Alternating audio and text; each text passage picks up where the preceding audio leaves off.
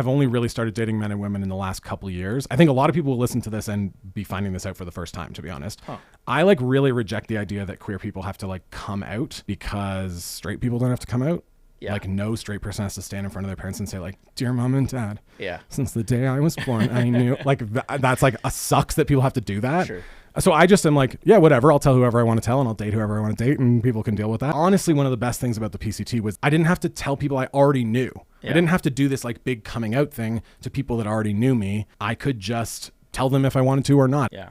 Welcome to Backpacker Radio, presented by The Trek. I am your co-host, Zach Badger Davis. Sitting to my right is... Zach Badger Davis. Oh, we got two of me? Yeah. One's probably too many. Yeah. I also go by Sassafras, some would say. Okay, good.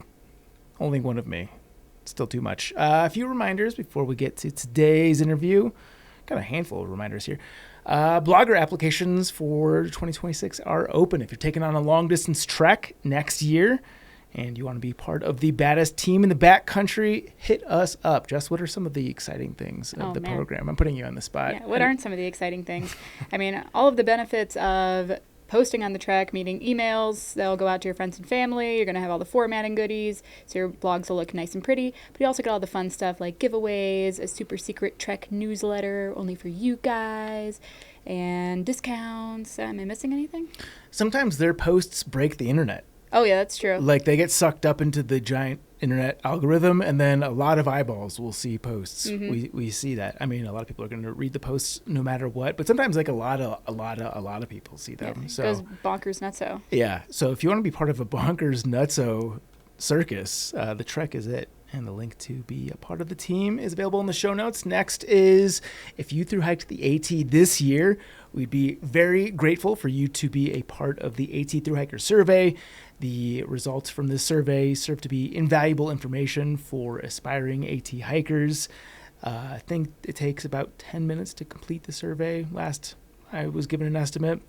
So it's not a short survey, not incredibly long either, but again, we're asking a lot of very nitty-gritty questions about your hikes, and this provides us some very wonderful insight for those who want to follow in your tracks to do so successfully. The link for that is also in the show notes.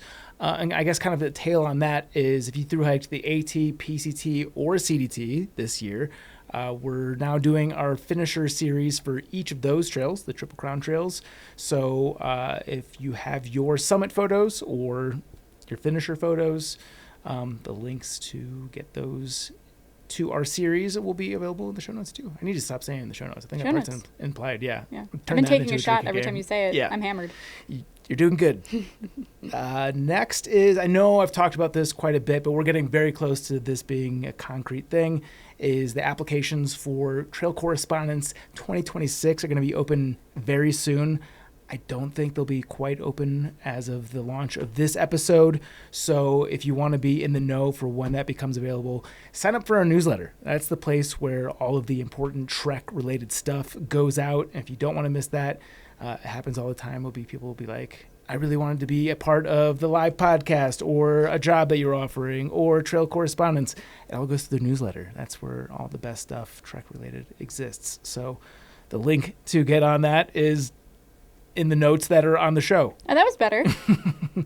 There's really no other way to say it. I've got to say it. If I don't say it, I'll pass out. Oh, that's true. Yeah. Just hold your breath. Yeah. Lastly, but not leastly, if you want to support the show, you could do so patreon.com/backpackerradio. In addition to supporting our circus, you get all of the episodes advertisement free. So again, patreon.com/backpackerradio. Okay, let's get to it. Today's interview, I don't know what the sound effect was for. Today's interview with Spencer Boiler Dunn. We are joined by today's guest, Spencer Boiler Dunn. Spencer is a Canadian thru-hiker who has tackled the PCT as well as the North Coast, West Coast, and Nootka Island trails. Is that right? No, Nootka. Nootka. Noot like foot. Okay.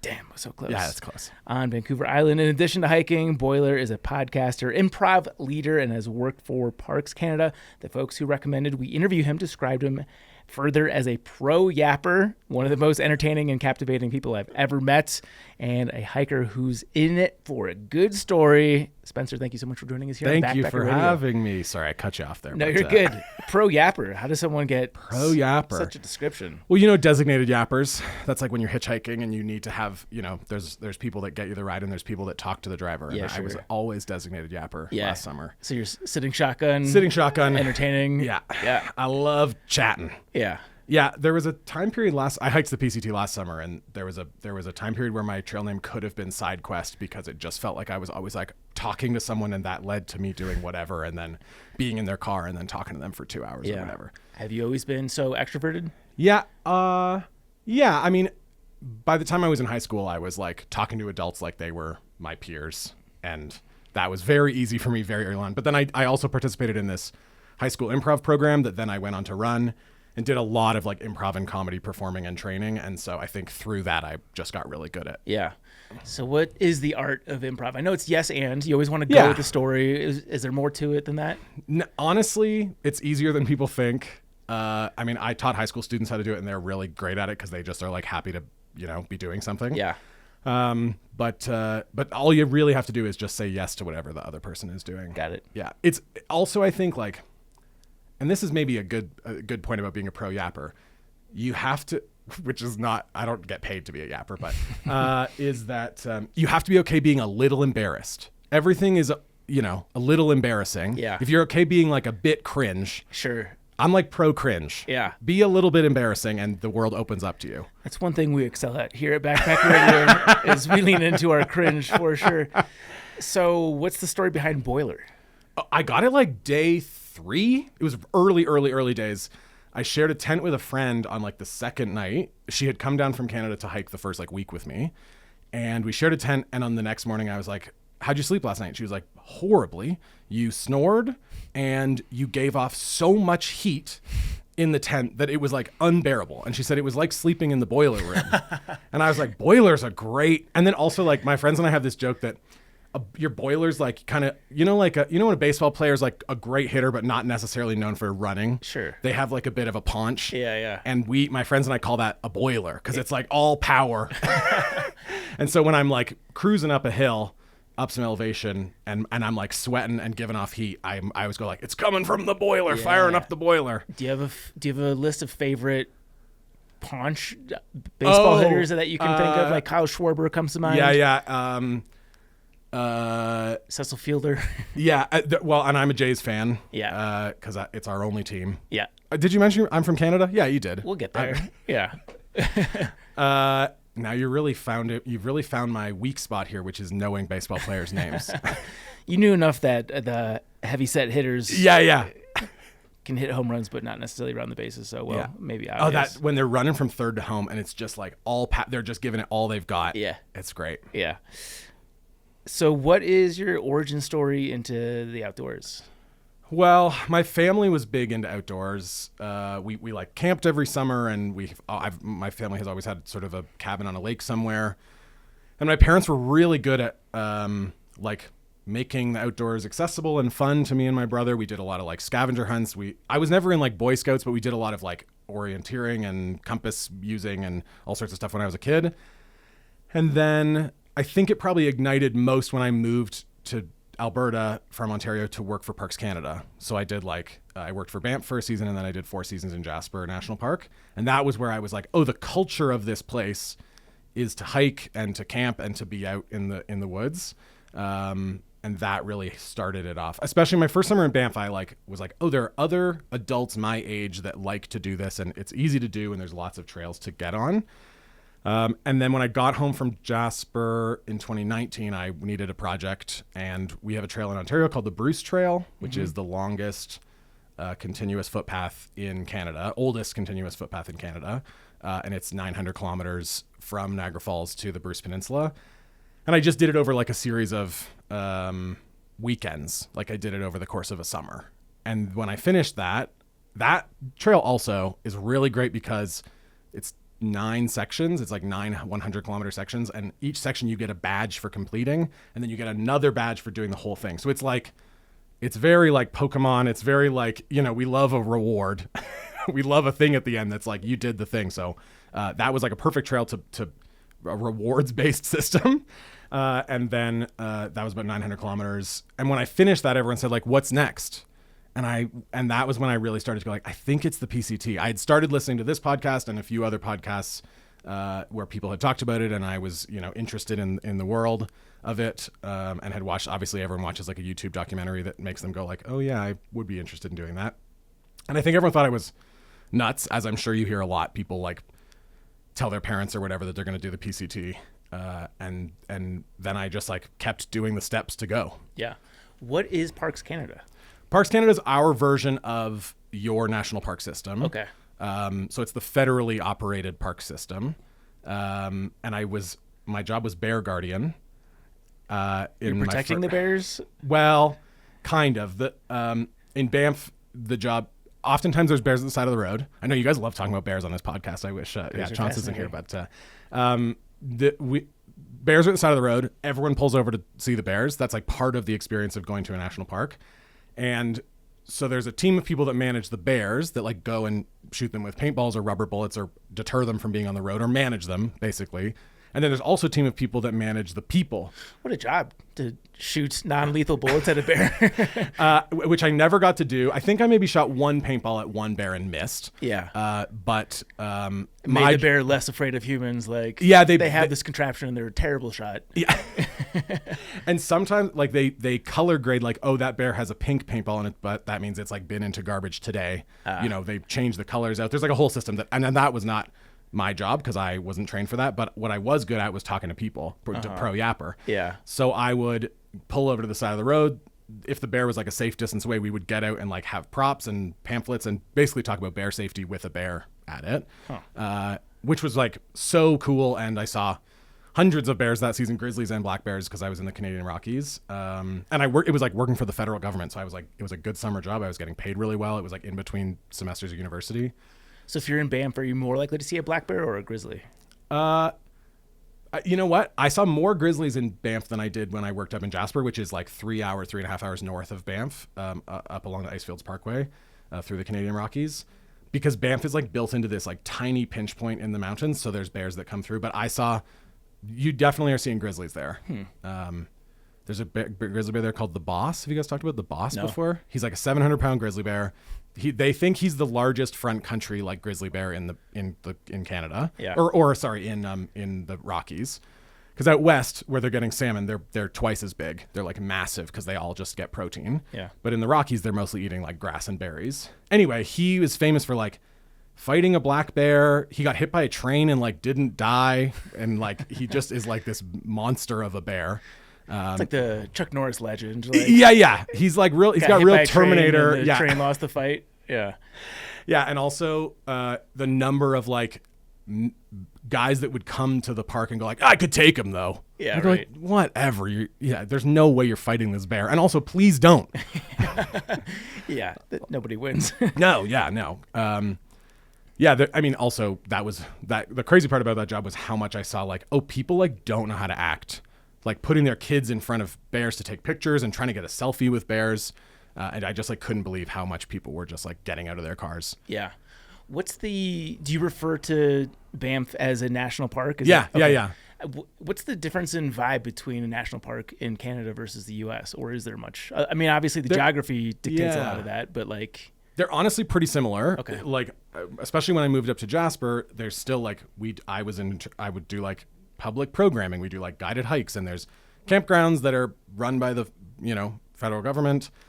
Everyone that works there is like being paid by the federal government. It's managed federally. I think it's like a pretty similar system. Okay. My guess is that it's based on your system. Your system's a little older. Yeah. And the first great I don't know what it's called, the last good idea from America. I don't want to say last good idea from America. That doesn't sound good, but I guess I'm Canadian. I'm allowed to have a bit of a disdain for. I think maybe a lot of Americans feel the same way. I think so too. Yeah, but it operates very similar. So we also have like provincial parks and local recreation areas in the same way that you would have state parks, and it operates very similarly. And Jasper was like a perfect place to then go and hike, and for accessibility. It's sort of like a little bit like our Yellowstone or Yosemite. Like it's just like tons and tons of visitors. And if you know where to go, you can like have access to really good trails. Yeah. Maybe this one's a little bit tough for you to answer given that you haven't spent a ton of time in the U.S. Oh, yeah. But I'm curious to know, so we've had other Canadians on the podcast before who've detailed that the hiking culture, the long-distance backpacking culture in the U.S. and Canada is very different just because the U.S. is much better suited for it. Like it goes through more populated areas and it's just built into the culture more. I'm curious, growing up, what is just the general outdoors culture like in Canada relative to the U.S. from what you've seen? That's a great question. It is hard because I grew up in a fairly small town that backed onto the Bruce Trail, like on the Niagara Escarpment. So like I grew up in a place where we spent a lot of time outdoors. I think it's really city dependent. But if you look at like a city like Vancouver, which is a massive, oh, did you hear my Canadian accent when I said Vancouver there? A little bit. It's the OU. Okay, say it again. Vancouver. Vancouver? Now I'm in my head about it. Yeah, that sounds right to me.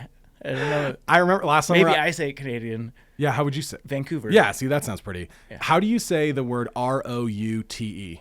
Route. Yeah, see, we say route. Route. Yeah. Which is so, I would say like couch and route and things on the trail. And people couch go, I can hear for sure. Yeah. Out and about. I have said a couple of times.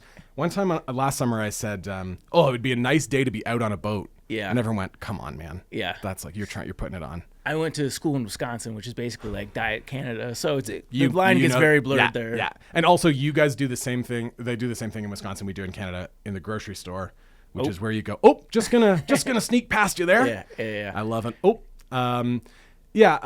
Outdoor culture, I would say, like Vancouver's a city that is like built on outdoor recreation. People love outdoor recreation there. When I lived in Jasper, it's like part of the culture. People hike in the summer and ski in the winter. Like there's a lot of comparisons to the US.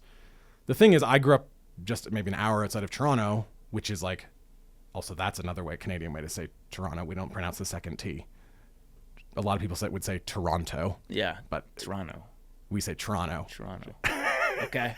I'm learning giving you tips for when you come. Yeah, for sure. I would say outdoor culture is a little bit less in Toronto because it's like just harder to get to places. Yeah. A lot of people in the major cities, it would be like living in New York. Like there's just almost no one has a car. It's like really hard to get out to places where you can, go hiking until you get way out of the city. Yeah. But I do think Canadians in general have like we have a bit of a lumberjack like vibe to us. And I feel like that's like a lot of Canadians are like, we have a DIY culture. People love to like do things themselves.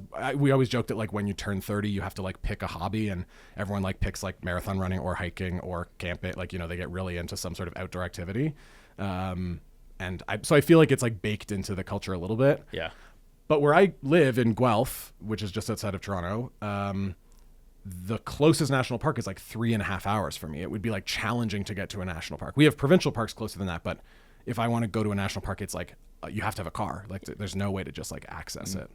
Is there a community surrounding the Bruce Trail? Like not only in terms of the fact that the Bruce Trail would go through populated areas, but also just like the psychographic of being interested in the trail. Yeah, definitely. That's the closest thing I think we have to what you have on the AT or the PCT, where there's trail angels, there's like people accessing the trail. Most people, it's all run by volunteers. There's like clubs that organize things. We do like end-to-end organized hikes where they bus you around and people like bake brownies and stuff to like do these hikes. So there's like definitely very much a culture along that kind of ribbon of the trail. And I think a lot of people in Ontario especially like to access that. It's definitely a trail angel kind of there's like Facebook pages you can ask for rides, and there's definitely that sense of community, but I think you have to know that it exists to notice it. Like I think unlike the PCT where you really know like, oh, this is a hiker town. This is like this town knows that hikers are coming through. Yeah. I feel like the Bruce Trail is a little bit quieter. There's just like you kind of have to know who to talk to get you into that circle. Yeah. And also the key demographic for the Bruce Trail is like women in their 60s. It's just like a lot of retired women who've decided like, well, this is what I do. I volunteer and I hike, and they're way faster than me on the trail. I don't know how they're doing it with their knee braces and shaved heads, but they're just crushing. What is the difficulty of the trail like? Is this a relatively flat trail? Yeah, it cuts along what's called the Niagara Escarpment, which is like where a big period of glaciation like cut a big escarpment into this rock. So there is quite a bit of elevation, surprisingly, because you're kind of going up and down into these valleys. And the Bruce is classic for like going down a big valley and then up the other side when there's like a very easy way to go around. That's like classic Bruce Trail, up and down. But I would say like most of the people that are hiking it, like I said, are like 60-year-old women, and none of them have too much of a problem. Yeah. And he said it was 900 kilometers? Yeah, 898 kilometers, something like that. What that is in English terms. Sorry. I don't know miles. 7 miles. Okay, yeah. So is going about this trail as a section hiker the most popular way to do it? Like, are there people out there through hiking it? Yeah. The bigger problem, and I think this is back to the point of the community, there's almost no camping. From the southern terminus for the first 150 miles, probably, you're through like some of the busiest parts of Ontario or nearby, and there isn't a lot of like accessible camping. You can random camp a little bit, but it's like not in the same, like there's no permit system, so it's kind of stealth camping the whole time. It isn't until you get up into the top half when you actually enter a national park that there's like camping spots and better spots to camp. So most people do it as a section hike. Got it. Or with an organized group, every couple of weekends. Got it. Because it's just not it's just the infrastructure is just not there. Yeah. Do you think there's enough hunger for additional long trails in Canada? Yeah, I don't know. It's tough. We have so the population of California is more than the population of Canada. Huh. So we just don't have the people. Yeah. And I was talking about this with a friend yesterday that once you get kind of north of the first third of the country, there's kind of nothing there. Yeah. So if we were to ever to do a north-south, I think the Great Divide Trail is probably it connects to the CDT. Yeah. But there's almost no infrastructure around that. And I think honestly it's based on how easy it is to get from town to town. And so it would have to be something east-west, which is really, Canada's it's as wide as the US, if not wider. It's a massive country to cross. So yeah. I remember probably a handful of years ago, weren't they discussing doing an east to west trail across Canada? There's something called the Trans-Canada Trail. Yeah. But it's interconnected. It's not the same. There's bike trails, and a lot of it's on the highway, and some of it's just old logging roads that you're on. And so there's a lot of that kind of, I think you probably could do it, but it's 13,000 miles or something. It's some massive, you're going to have to check on that distance, but yeah, no. Has anyone done it in a go? As long as I know, as far as I know, there's not I know some people that have biked it, but a lot of people just take the highway. I had some friends that years ago that horseback rode it. But that was also broken up and they skipped some sections and 28,000 kilometers. Yeah, that's crazy. That is 17,000 miles. Yeah, I guess that's not really a thru hike. It's not really no. You could do it. Also, you guys have lots of places in America that have real winter, but there's lots of places in Canada where you can't be doing stuff in the winter. Yeah, you can't even be outside in the winter. Yeah, fair. Cool. Let's talk about the PCT. Yeah, okay. So remind me, what was the bridge between working for Parks Canada in Banff and the PCT? Well, I just by the time I was in Jasper, I was doing hiking and getting out and had bought my first backpack and, had my first tent. And then when I did, so that piece was there. I knew I liked backcountry camping and I knew I liked longer distance hiking from the Bruce Trail. And I was I think I got to put these two together. And of the three options, the PCT seemed the most interesting to me, especially because I grew up on the eastern side of Canada and I wanted to do something sort of, and also I think, it's a comparable mountain landscape as you get further, especially as you get further north. It felt it just felt like the one to pick. Yeah. What's the gear purchasing process like in Canada? Are you just paying crazy? We have fees, our own fees? REI, which is called MEC, Mountain Yeah. Equipment, which used to be Mountain Equipment Co-op, and now it's Mountain Equipment Company. We don't need to talk about that, but it's disappointing that they've shifted to being a company. And it's an almost identical comparison. Okay. You could go into a MEC and feel at home. Yeah. If you've been in an REI. So there's lots of ways to, but there are some things where I go boy, if I want to get, I can't even think of a good example, but if I want to get a specific piece of gear, I've got to order it from the States, and that's and especially right now, challenging. Yeah. So you're getting all your stuff from MEC. Yeah. And the big brand, big box, Osprey's, the Big Agnes. Yeah. And MSR and Osprey and all the things that all the brands that you would have here. Yeah. Almost all the brands you would have here. And we have some of our own. Mech as a company has their own brand of stuff. Uh-huh. So there is like definitely there's ways to get gear in Canada. Yeah. And there's lots of like I would say every city in Canada has an independent outdoor outfitter that would be able to suit people up. But so I actually, funny enough, had like most of my gear by the time I got here. I didn't have to do a lot of like purchasing before. I bought a new pack, but otherwise, like I had the tent, I had the stove, I had everything that I needed to get here. Yeah. So walk me through your big five. What are the big five? Tent, sleeping bag, quilt, pack, sleeping pad, footwear. Okay. This is also, I don't know if I mentioned this in my email. I like am so blind about gear. Yeah. I used to joke on the trail, like people would want to talk about gear all the time. And I would go like, I don't know. I don't care. And then I started saying like, if you want to talk to me about your gear, you have to tell me 5 birds you've seen today. You got to pay the toll. Yeah. You probably don't care about the birds I'm looking at. And I don't really care about your Durston. Yeah. So let's like trade. Yeah. And I would say, did you sell the Clark's Nutcrackers today? And people go like, oh, what are you talking about? And I I'd guess say, that's a question. Is Durston super popular in Canada? I mean, probably not. I mean, again, like we don't have that same through hiking culture. So the idea of like an ultra light, like supplementing your bag and trying to make it as light as possible, like just isn't a thing. Yeah, there's not the demand for it. I did this. We'll get into this later, but I did these 3 big hikes in Vancouver Island over the last month and a half, and I like came with friends that like brought tons of. They didn't care about how because the trails are only like 7 days. Like we did like. I think the shortest one was like 40 kilometers, which is like 25 miles maybe. Yeah. Yeah, my big 5. I had an MSR Hubba Hubba 2-person. And they were awesome. I like broke a pole and they sent me a whole new tent. They were like really great. I had an Osprey. This is also truly, you can hear in my voice how little I know about gear. Last week someone said, how many liters is your pack? And I went, I don't remember. I had to like look it up on the bag. Osprey, the 65 liter, whatever, the blue one. Yeah. Thermarest, sleeping pad. I have a Mountain Hardwear sleeping bag. Yeah. Oh, and my shoes are New Balance Heroes.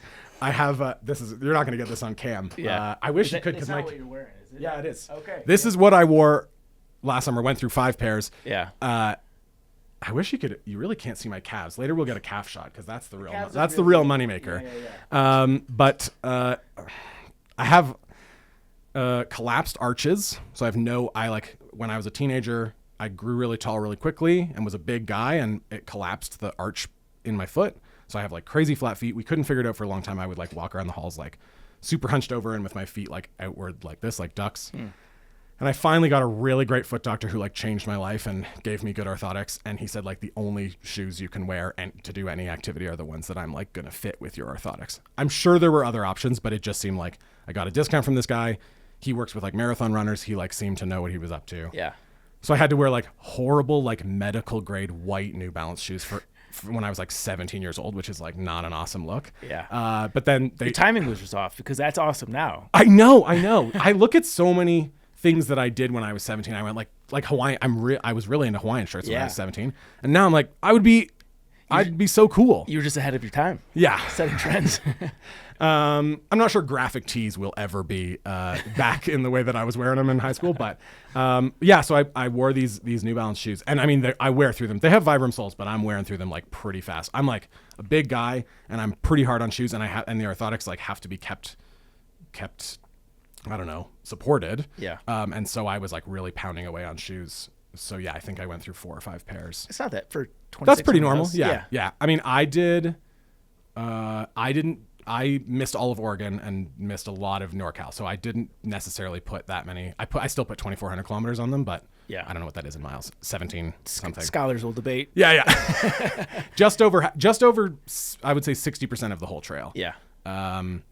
Because last summer famously was a horrible fire year. Yeah. And I got to Quincy the day after they closed the trail for the biggest one that had been in California in years and years. And all the people I'd been hiking with like got through the closure before they closed it. And I was like 1 day behind them and went like, well, what am I going to do? And a friend I'd met earlier on in the trail lives up in Winthrop, like up in Washington. And she said, why don't we come and just do the Washington section together? And then when I got to Oregon, everything was on fire. South of me, they had closed like White Pass to to Cascade Locks. Like it was everywhere. And that was when I was like, I need to go home. I'm out of money and everything's on fire. I know. The PCT hikers of 2025 don't know how good they have it. I know. And well, the other thing is, I'm glad I did it last year because I've heard a lot of horror stories about Canadians trying to do through hikes this summer and getting stopped at the border. And it kind of looks like if you have a bunch of gear with you that you're like fleeing the country a little bit. Yeah. Not that I would flee my country to come to this country, but that's a different thing. And so I've heard like lots of horror stories about people trying to get across the border and not being able to, no one would buy a return ticket. You don't know where you're going home from. Sure. And so I was glad that I did it last summer for that purpose, but I'm sad this summer because I would have been able to do more. Yeah. Was last year the year where they had the makeshift terminus? I forget even where they set it up, but no, fortunately, maybe, but I got to go and touch the terminus. That was like one of my last few days. We decided to like go and ceremonially touch it. Yeah, it might have been 23. Yeah.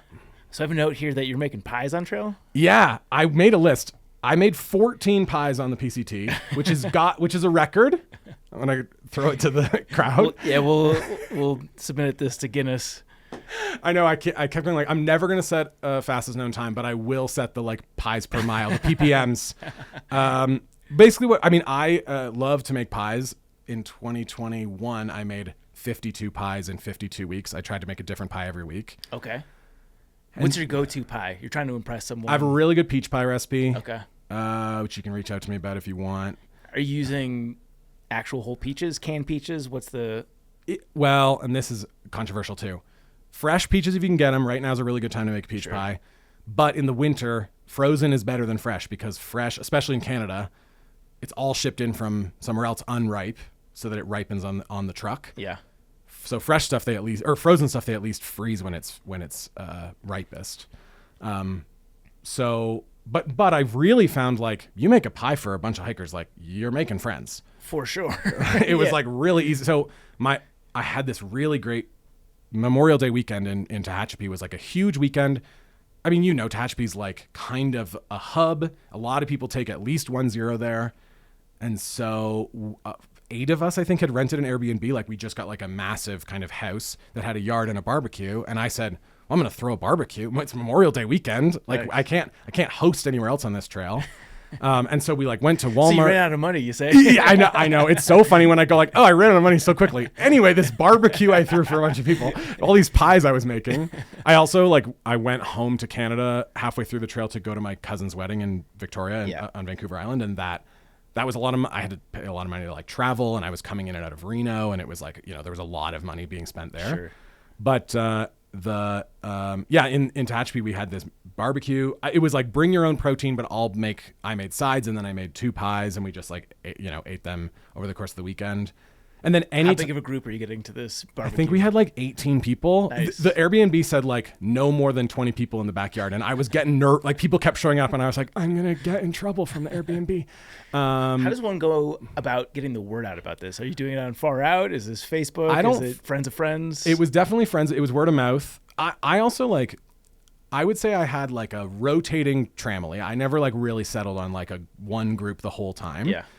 Just for a million reasons, you know how it goes. Like people come and go, but I really felt like my philosophy was like, if you're friends with everyone, then everyone is your trail family. Like you never have to worry about when you get to town. You can just like text the 5 people are in that town that day.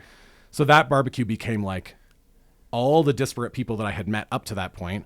I invited, and so then it was nice to like bring this group of people together that maybe didn't even know each other very well, but that I had met, and then you like serve burgers and a salad and a pie. Like everybody's having the best time. And then I remember I put on the movie A League of Their Own. Oh yeah, one of the all-time greats. A little bit as like whoever wants to stick around and watch a movie can do that, but everyone else can like go home. And then everyone stayed. Like all 20 of us just sat on the couch and watched A League of Their Own, which was like felt very American, like felt very Memorial Day. But those pies helped a lot. And I did it anytime I had access to an oven. I was making a pie. I made one. I have a list because I wanted to. It was 14. Oh, I did one in Mammoth because we were there for 4th of July, and I was like, gotta make an apple pie. Yeah. And then are you doing homemade crust? No. This is my hot take. This will be my hot take of the day. I think a frozen crust is as good as a homemade crust, and I'm sure people are going to come for me. But it's also just easier. Sure. I didn't want to buy like shortening every time I wanted to make a crust. And you can just buy those like roll out Pillsbury crusts, and I think they do the job, especially with my like limited resources and Airbnb ovens. Yeah.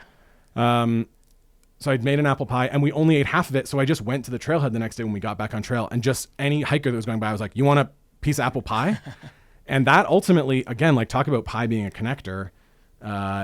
There was this guy Nate who was like, "I'll have a piece of pie, sure." And then he just like palmed it, and then all day he kept going like, "This is Boiler. He made pie."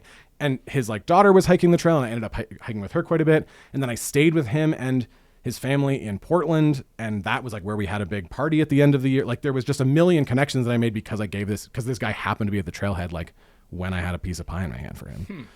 And then I made a bunch in Reno. I stayed with a friend in Reno, coming and going. I made quite a few up in Washington. I'd stayed at a friend's house there over the course of like a month that we were in Washington. We used it as a home base, so I made a lot of pie there. And then when I was in South Lake Tahoe at the hostel there, I had posted on Faro and said, pie night at the hostel, like chip in a couple bucks, come for a piece of pie. And the hostel had like an assortment of like terrible instruments. So there was like a little keyboard and a guitar with 4 strings, like, you know, we just cobbled together. And so we had like a jam night and made pie, and everyone had pie. And that was like such a blast. And then I made pie for we had a big final party in Portland. My friend's parents hosted us, and I made pies at that. There was like 35 people, and I just made like a bunch of pie. Yeah. I have so many pie questions. I don't even know where to start. This is a pie podcast now. Yeah. So how often are you packing out pie? Are you able to get rid of it? Almost never. Yeah. It was, and also like, you know, you're so hungry. It's like, well, I'll have another piece of pie. Yeah. And in most cases, especially in Tahoe, like the pie went fast. You know, you pack 10 hikers into a room, they're polishing off 2 pies pretty easily. Yeah. And very infrequently was I packing out a piece of pie. That mammoth like the 4th of July one was the only one I think I brought to trail. So someone's hearing this, they're inspired to make pie for their friends on trail. What's the easiest pie to make? That's a good question too. I think like my dad and I are slowly working on a cookbook called Pies for Guys. He always says like the first recipe you put in the book is a Pillsbury crust, like just like a easy crust to bake, and a packet of butterscotch pudding, which you can just make with like milk. You just like make it into butterscotch, like you make it a little less firm or a little more firm, and a can of whipped cream. And that's like really good, even if it's super simple. You're making me hungry now. Did you get a chance to stop into Julian, I assume? Yeah, I'm wearing the... Oh, I didn't even... Yeah, of course. I mailed myself this shirt from Julian because I desperately was like, God, I need a town shirt. Yeah. And then forgot I'd mailed it, and it got bounced back to the post office. And I called them. I forgot. I got home and I went like, where's that package with that shirt in it that I sent? And I called the post office. It's now months later. This is like January of this year. And I sent it last April. And I called the Julian post office and said, hey, my name is Spencer Dunn. And they went, oh, we've been waiting for you. We got your package here. Anyway, they finally sent it. I got it up to Washington and got it. And I was like, oh, I forgot about my shirt from Julian. And I know I'll wear that on the podcast. Yeah. You stopped by Mom's. Of course. Yeah. You must have been a kid in a candy shop. Yeah, it was incredible. Yeah. And a bit of ice cream. Again, like, I don't know, pie's a real connector. Yeah. And I like the idea that like it's such an inconvenient trail food to make because you really do need an oven. Yeah. And how often do we have access to ovens when we're out there? Almost never. And so I love the idea of like, it's the same with the only instrument I play is a piano, which is like the least portable instrument on the planet. But every time I went to a town that had like a bar with a piano, I would go like, can I play your piano? That's how I got free beer in Lone Pine. There's a piano in the bar there, and I went like, what's your go-to song? Well, I do play a pretty good version of Tracy Chapman's Fast Car. Okay. And because of the new, I think it's Luke Combs that sings the newer version, so people really know it. Right. So it's super easy to play. And then Country Roads, like everyone knows Country Roads. Sure. So that's an easy one to like, and that's like a crowd pleasers for sure. Yeah. Yeah. Yeah, we stopped in. It was like Mount Laguna, right, which is like day 3 of the whole thing. There's a piano at that bar there, and I played country. We like drank a bunch, and then I played Country Roads, and I was like, I'm home. Like it felt really good to. Are you ever combining your piano playing and improv skills to? I do like the idea that I'm like a sort of like an old timey, like a 1800s Gold Town. You know, like Don't Shoot the Piano Player. Like I'm like playing like an old ragtime piano and and talking to people. But mostly it's just, I just like love facilitating people getting together. Yeah. So any chance I had to host or like play a song somewhere, that like felt really good. Yeah, that's fun. What was your favorite town, I guess, by that metric? Oh, that's a good question. I did spend a lot of time in Lone Pine. Not that it's my favorite town, but I had a heat rash and altitude sickness, and I was like, I need to take some time off. Sure. Rented a car, trail angeled up and down from Bishop to Lone Pine a bunch, and that was really great. But I think like from a community standpoint, that hostel in South Lake Tahoe, that hiker hostel, is like pretty great for that. They have the space set up. It's like a big kitchen, and I was able to host. But then that barbecue in Tehachapi, which really doesn't have anything to do with Tehachapi, it was just that this Airbnb happened to be really great for that, was like my favorite. And I wish there'd been a piano there. Yeah. So you said, do you have an exact tally on the number of pies? 14, I think. 14. I think we're doing 2 in Tehachapi, 1 in Mammoth, 2 in Reno, 4 in Washington, 1 in Yakima, which is not a traditional trail town. We actually stayed in Yakima. I know most people don't go east when they get off trail there. We got off. My friend that I was hiking with, my friend Garnet, her grandmother lived in Yakima, and she was like, well, we have to get off because of this fire. Like, should we go stay with my grandma? And I made a pie for her grandma, which is like, hey, if you want a grandma to love you. You're speaking her language. Exactly. And then 2 in Portland at that big party and 2 in South Lake Tahoe. That's my 14, I think. Okay. Which pie are you repeating the most? I make a rhubarb sour cream pie, which sour cream. Sounds crazy. It's kind of like a custard pie. Okay. You like mix sour cream and eggs, like it makes like kind of a custard, but then you put rhubarb in it, and it's a real hit. And I think people don't get that kind of pie very often. Yeah. It's funny, rhubarb. I don't think I've had rhubarb in anything other than pies, and it's not a sweet food. No. What's the history of rhubarb and pie? I don't know. I think probably it's based on like, well, this isn't very good without sugar. Right. Where do we put a lot of sugar? Like that's why strawberry rhubarb is so popular, because strawberries are so sweet. It's like a perfect combo. Yeah. I can't believe we're talking about pie this much. This is my dream. Yeah, well, I'm hungry right now, so if there's an oven here and you give me 45 minutes. We've got a microwave and a little tiny bake oven. I was just in Calgary for a couple days before I came here, and I made a pie. I made a peach pie like right away, because it's just so. And also, like, everyone likes the guy that brings a piece of pie. Sure. Are they always open top or? Oh my gosh, we're really getting into it. 2 crust is fine, but I like a crumble top, because I think they taste sweeter, and I like a bit of texture. Yeah, I agree about the texture. Yeah, and also if you buy most of the like tender flake crusts you buy in the frozen section are 2 crusts. So you can get away with making 2 pies for the box of 1. Mm. I mean, this is most overrated pie. Oh, I have a hot take about apple pie. Traditional You're really apple pie. Trying to piss off all the Americans, aren't you? I know. I couldn't name a baseball player, and I don't like apple pie. I don't like an apple pie that's just like sliced apples and cinnamon in between 2 crust is not good. I do an apple like Greek yogurt base with a crumble top, and it's like way better. Sorry, everybody. Yeah, just because it makes it more custardy. Yeah. I think it's, and also I just think like the apples when they're sliced like that, and a lot of people don't slice them thin enough, like they don't bake down enough, and oftentimes people are using like pie filling from a can, which I think should be like thrown in the garbage. The apples are still too crisp, is what you're saying. Yeah. It's like just eating hot apple. Yeah, right. And you want a pie is a different thing. Yeah, that makes sense. Okay.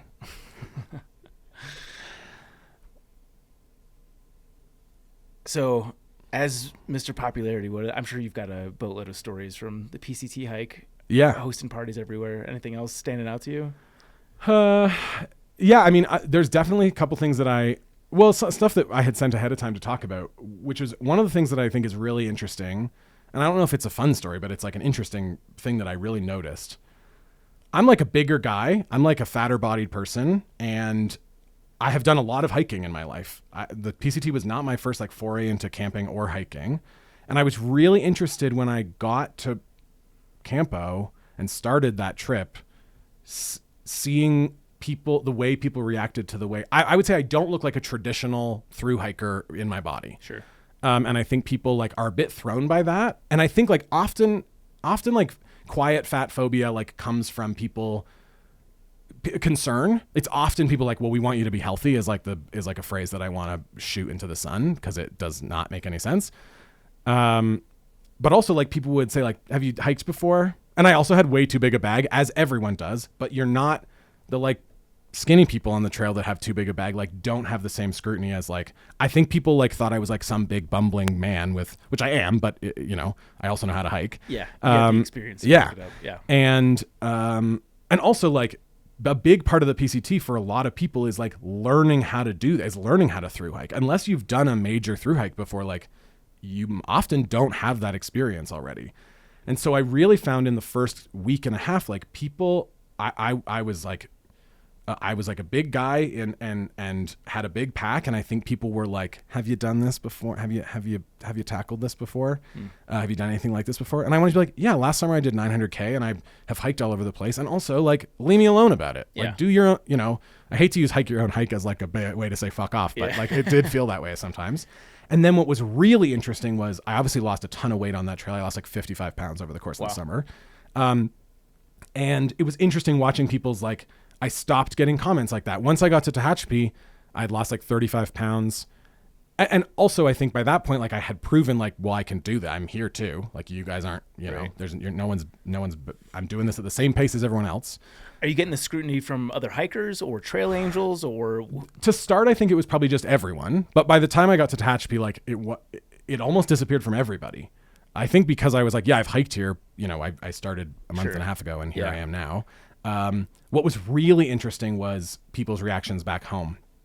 I had been writing this email newsletter. Before I left for my hike, my mom was like, how are my book club friends going to follow along with your hike? And I was like, I don't know. Instagram, I guess. And she said, you should put up a little Google Drive, a little Google form, and get people to sign up and just send like a little newsletter when you get to town. And I went, okay, I'm into that. I like writing, and I would happy to keep people posted. And by the end of the summer, I had like 300 people on this mailing list. Like I had a ton of people, and I was writing like full, long, in-depth, like day by day breakdown of what I was doing, which felt quite minimal at the time. Like I would just go to the library wherever and write these emails. How are you getting the word out? Is this purely from your mom's book club? Or? It started that way. And then I posted a couple times on my Instagram, and then other hikers would add me and share it. And then like my parents really like beat the drum. They like really were like, you gotta follow along with Spencer's like journey that he's on. Which was really cute and lovely, and a really nice way for me to keep everyone back home. Like I think a lot of times I am going to relate this back to what we talked about in a minute about weight, but it was a really good way for me to keep people updated and to stay connected with my friends and family back home. I think a lot of people, as I'm sure you talk about a lot on this podcast, is how much people can feel like really isolated from their lives when they're on the trail, that they like don't know what's happening. People are like having babies and living their lives. You know, your life, no one's life pauses while you're out on the trail. And for me, the emails meant that I could like really stay connected with everyone in my life. And that was super rewarding. But what was interesting was I talked quite openly about how much weight I was losing and how much scrutiny I felt I was under, and also both from myself, but from others, like how kind of self-conscious I felt about it, and also interesting reactions from people. And it was amazing how much I would like post pictures where I clearly had lost weight, or I was talking about losing weight in these newsletters, and people back home would say, "Oh, good for you. You're really doing it," or whatever. And people on the trail would go, "Are you okay? Like, should you get your calorie count up? Like, let's talk." Like, they're like, "Have you added olive oil to all your food?" Like, it was interesting on the trail. People were like, "That's way too much weight to be losing this fast." Right. Like, it was amazing to watch that shift. I remember being in Kennedy Meadows South and like slathering one of those giant pancakes in butter and feeling like maybe for the first time in my life, no self-consciousness about doing that. That it was like, well, of course I need to be putting as much and as many calories in me as I can right now. And when you're like a fatter person and you put butter on anything, a skinny person could be putting the same amount of butter on their pancakes next to you, but they're never going to be receiving the like same amount of scrutiny. Sure. Almost congratulated for it. Yeah. Oh, yeah, exactly. And it was just, it was a really interesting thing to hear people back home. I had this like reflection about halfway through the trail where I sent an email as part of one of these updates and like was reflecting on like, when I gain the weight back, which is like inevitable just because I won't be burning 8,000 calories a day anymore, will I notice like compliments stop, and will like people be less congratulatory of like the work that I've done hiking because the result, the kind of main result of this has gone away. Like, I think a lot of people view weight loss as this big success, and that like, oh, if you do this big hike, you'll lose all this weight. Good for you. And I really felt like it wasn't like a different, skinnier version of me that finished that hike. It was like the same fat guy that started the whole trail and got to see this body transformation because like we're starving ourselves out there. You know, there's lots of people that have to go home because they've lost too much weight or like get too skinny to stay out there. And so I really felt like I like really became attuned to my body in a way that I was like I was quite surprised by how good I felt about myself and how much when I gained the weight back this winter. I've like stopped weighing myself since last summer because I don't think it's helpful. And like, I know I can do it. And it was amazing when I sent this email out to say, oh, I've lost this much weight, but also I have these conflicting feelings about it. And it was amazing how many people like replied like, well, if you just portion control when you get home, you won't have to worry about it. I was like, I would like to gain some weight back actually. Right. Because I'm withering away out here. Yeah. And also I think like a big, God, I'm really talking, I mean. No. It's interesting. I do want to interject quickly just because it's fascinating to hear your perspective here, because it's very common for the female guests that we have on to talk about eating disorders and like obviously society's they're under their magnifying glass with their weight. And then going on trail is a real mindfuck for them because, you know, they want to look skinny and look perfect, but like you have to eat a ton of calories and they're constantly conflicted. I'm hearing you voice a lot of those similar. It's definitely easier for men. I should preface a lot of this by saying like, I'm like a white man above 6 feet tall. Like the world is kind of set up for me in many ways. And so there's lots of things that happen on the trail that I go like, boy, it would be even worse if I was a woman, because then it's like, I don't know how much that scrutiny goes away. And also women more than men are fighting against what they've been told their whole life about portion control and not eating carbs. And I always say like, unfortunately, a lot of women my age who are kind of 30 to 38 were raised on all the Dove commercials about loving your body, but also on the like toxic diet culture of like the Atkins diet. And so they're the first to say like, love your body no matter what, but also in their head, they're going, I can't eat a carb. That's like, I might as well be the ugliest person in the world if I eat a carb. And I'm a big defender of like, I'd rather die tomorrow with a croissant in me than never have a croissant ever and live to 100. So I think there's some really interesting, definitely differences between what I was experiencing and certainly what women would have been experiencing out there. Yeah. So the PCT in no way for you was a journey to lose weight, because we've had Second Chance Hiker on previously, and like for him getting into through hiking was almost exclusively driven by his desire, because like definitely, yeah. I mean, I also don't want to. It's so complicated and individual, because there's like a part of me that was because I was like a fatter teen and into my university years, like really felt self-conscious about my body. There's obviously part of me going like, ooh, these shorts are falling out. Like there's like, you can't help but feel like good. And in a lot of cases, I think I was already like quite active. I was hiking a lot. I swim 4 days a week. I walk everywhere. Once again, we'll get the calf shot in a bit. You guys can see these calves. Those are real calves. These are real dinner calves. plates. Yeah. Sometimes I call them the pistons when I'm like going up a hill, like, oh, he's got the pistons going. But V2. Yeah. But I was already quite active, and so I think for a lot of people, the PCT, when it comes to weight loss, it's more for them about like, I'm going to move my body in a way I've never moved my body before, which was true for me too. I'd never done anything this intense. And also part of what I was doing, maybe subconsciously, was proving to people that I could do it. And maybe proving to myself a little bit too, that I wanted to say like, no, this version of me that looks like this can do this. Yeah. And it's been really interesting now that I've gained quite a bit of the weight back, which is like totally fine. I'm not spending 12 hours a day hiking anymore. How much that has kind of, I've come back to that a little bit, and how much I want to say to people sometimes, like, was 2,400 kilometers not enough for you? Like, what number do you need me to hit for me to convince you that I'm a healthy person, without keeping the weight off? Yeah. But it's tough. We're like in a world where it's like, people are fat shamed in a million different ways. Yeah.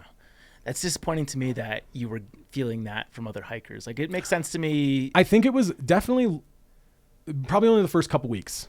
Okay. And I think there's a little bit of like people looking out for each other. Sure. And like, are you sure you want to do, like, are you being safe? And also I like get quite red in the face when I'm hiking. And so I think people were like, God, are we going to have to call a helicopter for this guy? And I think that like that fell away as the trail continued. Yeah.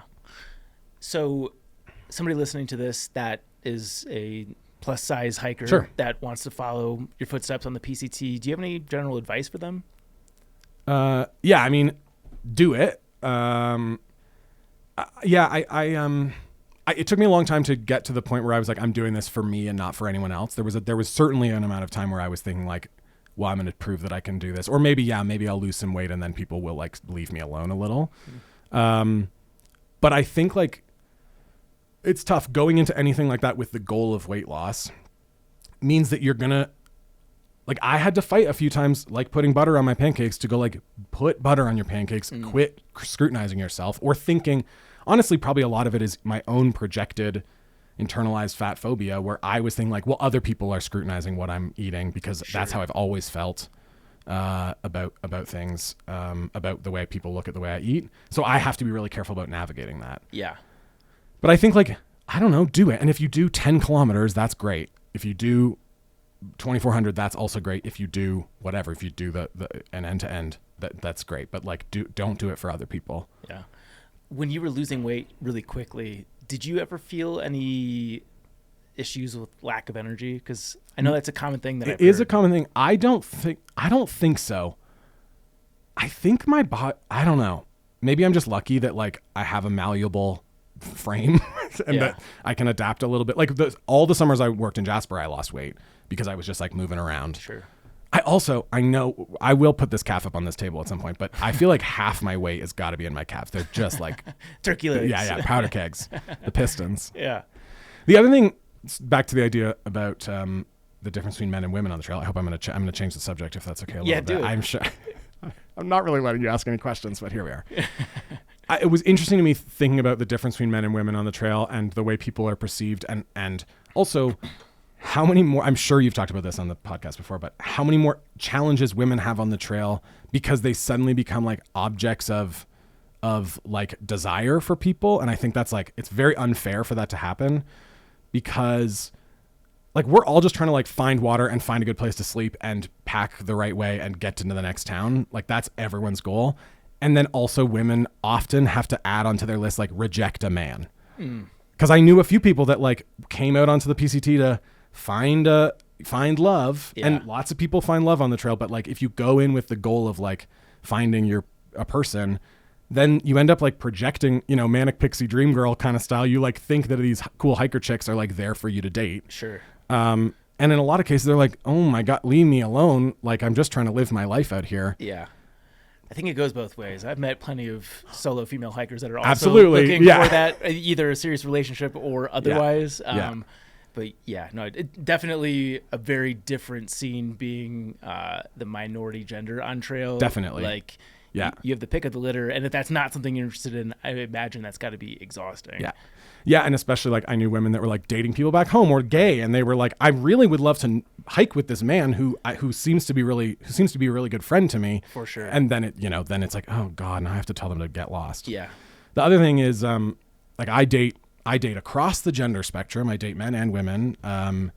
And what was fortunate for me that I think is, if we're taking like women have it harder on the trail even further, is that like people of color and queer folks have it way harder, and I was really fortunate that like I am white, I'm a man, and I'm like not outwardly queer. I think that like a lot of people I can just exist in the gray space between what people assume. Anyway, we can get into this more later, but I really felt there was times where I was like, if I want to tell someone that I date men, I can do that, and I can be, especially if I recognize that they're a safe person. And there were lots of times where I was like, okay, I'm probably not going to talk to this person or be in this town. I might mask up a little bit.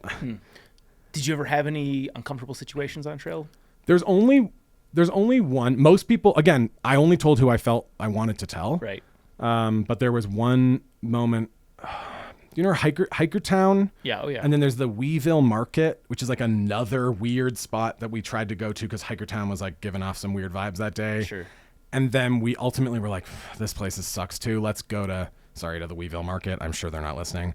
And we got to Lancaster. Ultimately, we were like, we're going to just get to Lancaster. And I remember being at the Weeville Market trying to get a hitch to Lancaster, which was like near impossible. And so we were asking around, like, just people in the neighborhood, like, are you driving into Lancaster to get groceries or whatever? And I remember I was hiking with my friend who grew up in California, in Central California, and now she lives in Reno. My friend Double O, who was a real ride or die hiker with me for a long time. We were like trying to get this ride, and I was talking about like, oh my God, I was talking about how there are no hot men in this town, and sort of joking and loud about it. And she had to be like, hey, I don't think you can talk about that here. Like, we're trying to get a ride to town, and I think here in Central California, far from the coast, we're not going to get a ride if we're talking about that out loud. And it was like, not, I don't blame her. Like, it was like, not a derogatory. It was a protective. No, it was a protective. Like, Yeah. I think, and we had talked about, like, early on, she was a person that I talked to a lot about this. I also like I've only really started dating men and women in the last couple of years. I think a lot of people will listen to this and be finding this out for the first time, to be honest. I like really reject the idea that queer people have to like come out because straight people don't have to come out. Yeah. Like, no straight person has to stand in front of their parents and say like, dear mom and dad, Yeah. since the day I was born, I knew like that's like sucks that people have to do that. Sure. So I just am like, yeah, whatever. I'll tell whoever I want to tell, and I'll date whoever I want to date, and people can deal with that. And so I think there'll be people listening to this when I send it out that that will be surprised or learn this for the first time. But that was the best, honestly, one of the best things about the PCT was that it was the first chance I had to like tell people. I didn't have to tell people I already knew. Yeah. I didn't have to do this like big coming out thing to people that already knew me. I could just tell them if I wanted to or not. And it was like not a part of, it didn't have to be like this big thing. Yeah. I feel like being bi is the luckiest of all the draws because you can eat everything at the It buffet. sure is. I know. I saw a thing that said like, oh, a guy who's a bi-verse, like make a single decision in your life. Very indecisive. Yeah. But back to the point about like, I only really had one uncomfortable moment. There was only really one moment where I was like, okay, yeah, you're right. I probably shouldn't be talking about this here. Yeah. Every time else I was like really comfortable talking about it or not talking about it. Like, and because I don't present necessarily as outwardly queer, I didn't have to worry about it. But there are lots of people on that trail that are outwardly queer or people of color, or I hiked with a few people who were both, that probably did have quite a few moments of like misgendering, or they're staying at a hostel where the hostel keeper like is really concerned about what gender they are. And there's all this sort of extra layers that they have to be kind of careful about. And I think in a lot of cases, most people just like let themselves be misgendered because it's safer. But I was really lucky that I didn't have to. It was like, honestly, like I'm writing a little article right now for my Substack, which we can talk about at the end, called "The PCT Made Me Gayer," because it was the first time in my life that I was like, I can just tell people or not tell people. I don't have to make it a big thing, and that was like really freeing. In what way did that make you gayer? It just like I was honestly like when I kind of came out to myself and had started to date men, was almost exactly at the same time I had started planning the trail. And so when I arrived at the trail, I was like kind of fully formed as this person that I'd been kind of waiting to be for a long time. And that meant that I was like, I can just be as gay as I want out here or not.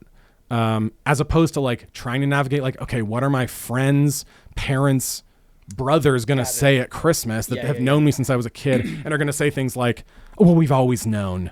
Sure. Which is like the most insulting thing you can say to a queer person when they come out. Yeah. Yeah, that makes perfect sense. I know people go out on trail to like reinvent themselves because you don't Totally. even go by the same name. Yeah. Like you're a blank slate Yeah. of a person. So yeah, okay, that Yeah. makes perfect sense. And how was that experience for you? I mean, incredible. Yeah, I really came back home ready to be a more queer person. Again, I still think there's like people in my life that this is going to be news for, because I really don't think I need to like stand up in front of a crowd and tell everyone. But I also meant that I was like, I have a partner right now who's a man, and I was like, and I'm like not afraid to be out in public with them. Also, it's nice. I live in Canada, which is I would say generally a gayer country, and I live in like a very liberal, area of Ontario, and grew up in a place where I was like quite safe doing that. And so it kind of meant that I could just arrive back home ready to exist there in the way that I probably always had wanted to be. Is Canada gayer? I feel like the U.S. is pretty gay. The U.S. has cities. pockets of gayness. Yeah. Cities are pretty gay. Cities are pretty gay. But Canada, we legalized gay marriage long before you guys, sure. And I don't know. Maybe it isn't gayer. We just have less people. Yeah, right. Do you feel the same kind of stigma in Canada now being more openly gay? Probably not. Definitely not in my like town and where I live in Guelph, which is like a very liberal town. And I was just on Vancouver Island, and everyone's a bit gay on Vancouver Island. That's a bumper sticker. People should clip that. But I don't feel the same. There's certainly there are some small towns in Canada where I've driven a lot of. I've done the cross country. When I used to work in Jasper, I would drive from Southern Ontario to Northern Alberta, which is like a 5-day drive if you're really hustling. Like it's a long way, driving. I mean, if you went to school in Wisconsin, you know it's a big continent, and there are definitely some small towns in Canada where I'd be careful. Huh. But I was like able to come home and really kind of fit myself back into my life in this kind of version I had arrived at. I don't like to think of my trail persona as like a different person. I really like to think that it's just like a version of me that had always been waiting to happen. And so what was nice was that I could come back and be that person instead of like I think that's a huge hard transition point for people when they come back from trail, is that they have to spend a bunch of time like, oh, I really loved who I was out on the trail, and now I'm like back to my job. Yeah. And I felt like I could kind of walk back into my life feeling like better about who I was. There was no difficulty integrating? Not really. And again, I think I reached a point where I was like, I can tell whoever I want to tell, and I don't have to tell people that I don't want to tell. And yeah, it took a long time to like talk to my family about it. Because that's like it's like, you always just have a bit of a worry, and I have like really great parents and a really great family, so I'm like not stressed about that. But yeah, I feel like I integrated nicely back. And honestly, the newsletters, outside of the queerness of it all, the newsletters helped a ton, because I came home and people were like, oh my gosh, we read your newsletters. Your barbecue in Tehachapi, and how was it in Washington, and all this stuff. They already knew everything that had kind of happened to me, which felt really good. Although there were times where I would go to tell a story, and they would go, we know, we read it in the newsletter. Like, okay, I won't talk about it then.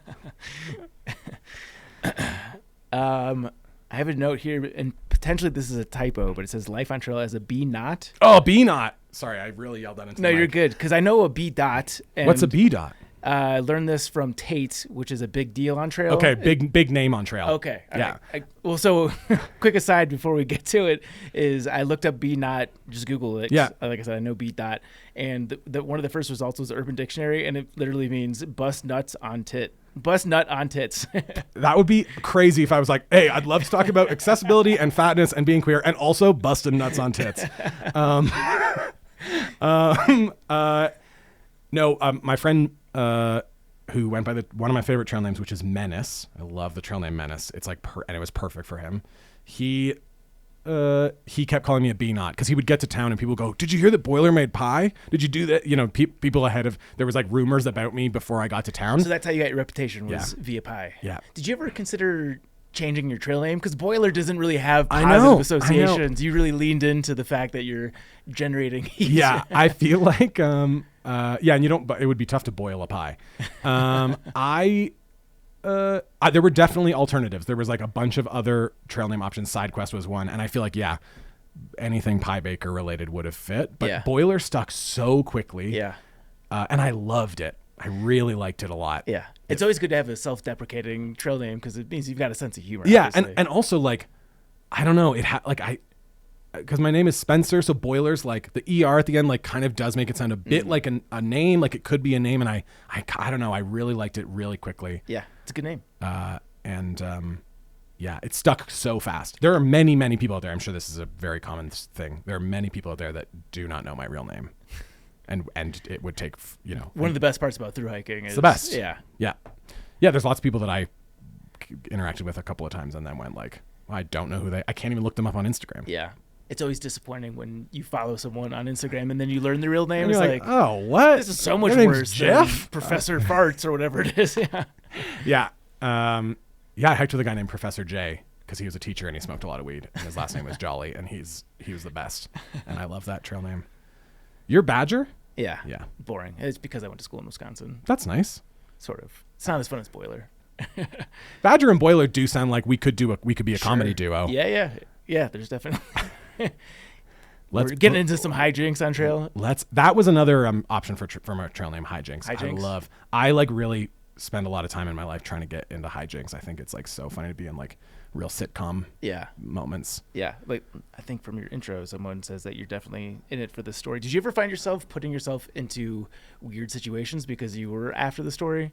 I would say it's almost always retroactive. I think I like say yes to doing stuff really quickly, and often like we'll just go along for the ride, and then it's only like an hour into doing an insane thing where I'll go like, where am I? I worked a shift at Kennedy Meadows South at the general store because the server was like running around like crazy, and I was like, hey, do you guys want help? And he was like, put an apron on. And then he trained me, and then the next day I worked like an 8-hour shift at the diner. Is this volunteer or did they pay you? They paid me some cash. I got to eat for free, and I got some free beer, which is like for a thru-hiker. Yeah, right. Like, that's better than currency. Exactly. And I got cash, which is like American cash. Yeah. I don't know if you know about the exchange rate right now, but the Canadian dollar is not so good. And so I was like, 50 American dollars. That's like 50,000 Canadian dollars. Yeah. But to me, it was like worth doing that insane. Definitely back on. Yeah, we're back. All right. We're back on audio, back on video. I'll leave it open. Okay. People are out of the office. I don't even know where we left off. I don't know. I think it was busting out on tits. I loved being a BNOT because I love a bit of attention, and I loved that people knew who I was. It also meant that like when I got to again, like that barbecue in Tehachapi was so organic because I could just like invite whoever I wanted to, whoever I knew, and people would like go like, yeah, well, Boiler's having a barbecue. It's probably going to be a pretty good time. Yeah. Do you get people coming up to you on trail, like being like, "Hey, where are you going to stay?" Or what's on the menu? Never that extreme, but definitely where I've gotten to town and gone like, "Oh, hey, I'm Boiler," and people have gone like, "Oh, we've heard about you." Yeah. Oh, you're the one that made the pie in Tehachapi or whatever, or like there were a few people missed the pie night in South Lake Tahoe, and it was like when I saw them next, they were like, "What the hell?" Yeah. We missed it. Are you making any pie content on Instagram, or were you on the trail? No. I don't know. You can. My Instagram's Dunn DUNNRIGHT 93. I'm sure it'll all be in the show notes. Yeah. But mostly it's hiking content these days. I just finished. We can talk about this a little bit if you want. I just finished doing 3 big hikes on Vancouver Island. Yeah. I do want to talk about that. The most famous one certainly is the West Coast Trail. That's the one that I feel like most Americans have heard of, because if you Google like top 10 hikes to do in Canada, that's like in top 5. Mm-hmm. It's really famous. It's a permitted trail, so you have to get like the PCT. You have to pick dates. You have to pick a start and end date, and it's pricey. It's like $250 for. It was like a week of hiking, so a lot. So it's that like stops, but it's because they want to limit. They give out 7,500 permits for this summer, which is still a lot of people, but they have to limit how much impact is happening on the trail. And do they fill out the permits? Like, is that a pretty competitive lottery? Yeah. Parks Canada does this thing like January 19th or whatever. They open all the permitting for the whole country for all the backcountry stuff that's happening. Okay. Like there's like timed things, just similar to the PCT. And so there's always this scramble to like get sites in national parks because you have to book a lot of them ahead of time. And do they reserve any for day of? No. It would be pretty unlikely, especially the West Coast Trail. Different on the North Coast Trail, which I also did. We just had to say like we're going into the backcountry for 6 days, and they would say, okay, it's $60. Like that was as much we could do day of. Absolutely. I think we just like paid at the parking lot. But the West Coast Trail, like you got to book in advance. It's like very competitive. It's really popular. It's an old shipwreck route. So the west coast of Vancouver Island is like famous for having shipwrecks. It's like super rocky and rough seas. And so this trail, which was built on indigenous trails, ultimately became this route that shipwreck survivors could hike to get back to town.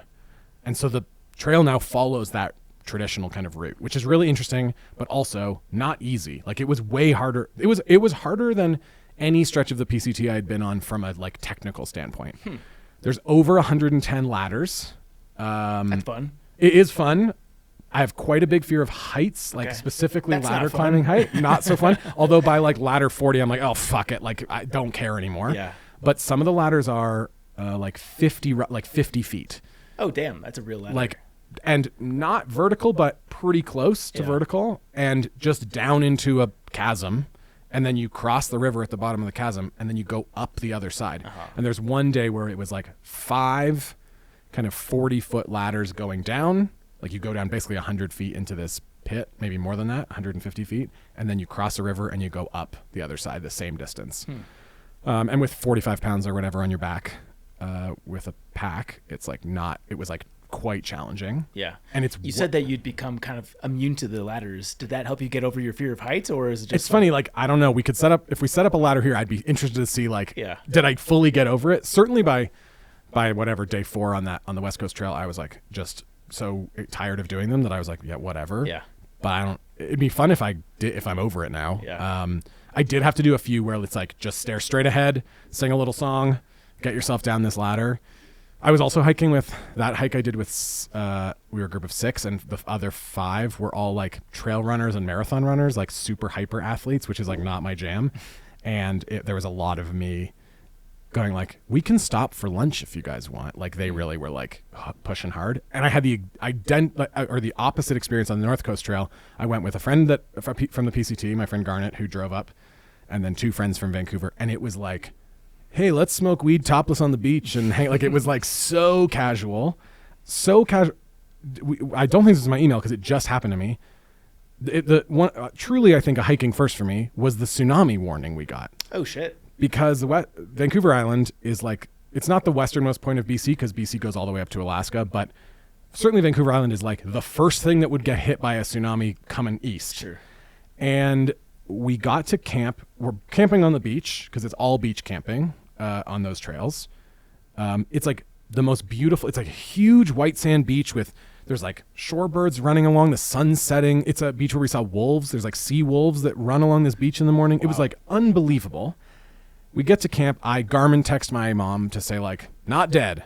The traditional not dead to mom text that I sent a lot on the PCT and a lot in the last month and a half. She went, no problem, have fun. An hour later, she sends me a message that's like, get to high ground. Tsunami. Like, be safe, get away from the water. Don't camp near the water. And you don't have any cell service, so you can't actually look at it. No, she did say, contact Jackie for more info. And I was like, I don't know who that is. I don't know how to get a hold of I don't know what that means. She was referring to my cousin, who I've never called Jackie. And anyway, I was like extremely confused about what that meant. But I was like, is that the ranger here? Like, what am I supposed to do with this information? And I have no cell service, no internet, nothing. And I tell the group like, hey, I think we should not be here. Yeah. Like we should go find high ground. Let's go find a ladder. Yeah. And yeah, exactly. And my friend who grew up on Vancouver Island was like, I don't know, we get tsunami warnings like pretty frequently. Anytime there's an earthquake off the west coast of Canada, as a precaution, they say like, okay, tsunami warning in the area. And then I got a message that said like, it's the 6th largest earthquake in history or something. It was like it was that massive one off the coast of Russia. And I was like, this seems like kind of legit. And I remember my mom saying like, just don't camp near the beach. And we're like 25 feet from the beach. Like we're on the beach. We're ankle deep in water. Yeah. Our tents are like in the sand. Yeah. And I was like, what do we do? Maybe I'll go talk to other people. And the people I were with who are like so West Coast and like so Vancouver Island were like, I don't know, don't harsh the vibe, man.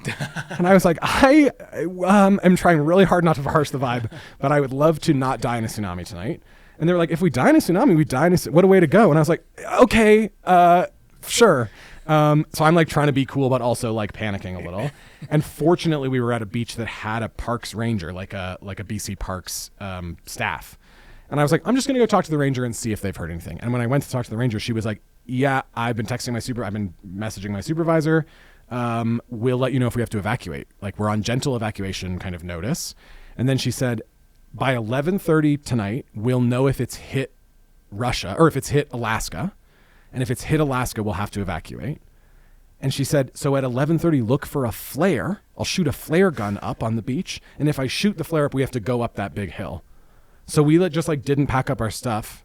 And I went back to the group and I was like, they were like, everything's cool. And I was like, no, not everything's cool. There's going to be a flare. And then they were like, oh, I guess this is real. And I was so close to being like, you owe my mother an apology. You guys were so laissez-faire about this whole thing. I would be an anxious wreck until 11:30, knowing like, is this flare gun gonna go off? They're like, "Do you want to smoke some weed?" I'm like, "I can't smoke weed right now." I'm like, I think we're gonna die in a wave. Man, I would love to live a day in the shoes of just like getting high and not worrying about a tsunami. I'm not hardwired that way. It was. I know. And what a life. Yeah. Sure. I do think like there's a bit of my like, this is like regional differences in Canada, but it's probably the same in the U.S. Like, there's a bit of an Ontario like. I'm like a little bit of a like a little more like, okay, hey, we've had a lot of fun, but like let's get serious here. And it's very West Coast to be like, whatever, man. Yeah, type A versus type B. Yeah. And fortunately at 11:30 there was no flare. And then there was a whole article about the science behind why there was never actually a tsunami. But I kept going like, we're in the spot it would hit. Yeah. Like we were on the Your ground zero. Yeah, we were literally like the westernmost point of Vancouver Island. So it would have hit us like first of anywhere. And we set up our tents and it was fun. There wasn't even like a small wave. Yeah. Just like didn't hit us, which was nice. And didn't help there. They were like, see, everything was fine. So you just anxiously looking off in the distance at 11:30, like yeah. What's the game plan at that They point? knew that if it had hit Alaska by 11:30, that by 1 a.m. we were going to get hit. So I would say like we set up camp at 11:30 when there was no flare, but I did not fall asleep till probably 1, thinking like this could happen. Yeah. But in a lot of cases, especially that far away from the earthquake, I think we picture tsunami like a huge wave of water. In a lot of cases, it just means the current is really strong. Like if there's a big outward to the sea current. So you're just not supposed to like swim during the tsunami warning because that's how you get like sucked out into the ocean. In a lot of cases, it's a big wave. Yeah. But I think we were in a situation where, if I'd been swimming at 1 a.m., I may have felt a bit of a current pull, but we weren't ever going to get like swept away. Yeah. Despite what my mom thought. So the camping, you said it's exclusively on beaches. Are you given like designated campgrounds? No. Well, on the North Coast Trail and the West Coast Trail, everywhere we camped had bear bins. So that was, and outhouses. So that was like where we wanted to stay just because it was like for ease of, and that's like, they're usually around water. Same with PCT, right? It's like usually where there's water, usually where there's some accessibility to things that you want to have. And bear bins are essential, especially on Vancouver Island. For the wolves and the bears and the mice. But on Nootka Island, which I just did, it's just wherever you want to go. They do tell you like there's a lot of campsites where they say like don't camp here if the tide is going to be higher than 3.5 or whatever meters because you will get swept away. Yeah. And that happened a couple times where I was like, we can't stay here because the tide's going to sweep us away. Yeah. Okay, so the North Coast Trail is the one with the tsunami incident? Yeah. Yeah. And how far are the campsites spaced out? I never did a day longer than maybe 12K. What's that, like 8 miles maybe? They're like really short days. It was so funny how much I was like, when I was on the PCT, I was doing like 20 to 30 miles a day for many months. And I'm bushed after this, like what was essentially like an 8-mile day. Some days were like 7 kilometers. It's like, you're trying to do 7 kilometers before 9 a.m. on the PCT. Yeah. But it's just such different hiking. And most of the campsites are within a few, probably like, 3 or 4 hours of hiking. Yeah. At most. And are you required to go campsite to campsite, or can you skip a campsite? It's you can like do, you can do it. It's like very West Coast. You can do whatever you want. Yeah.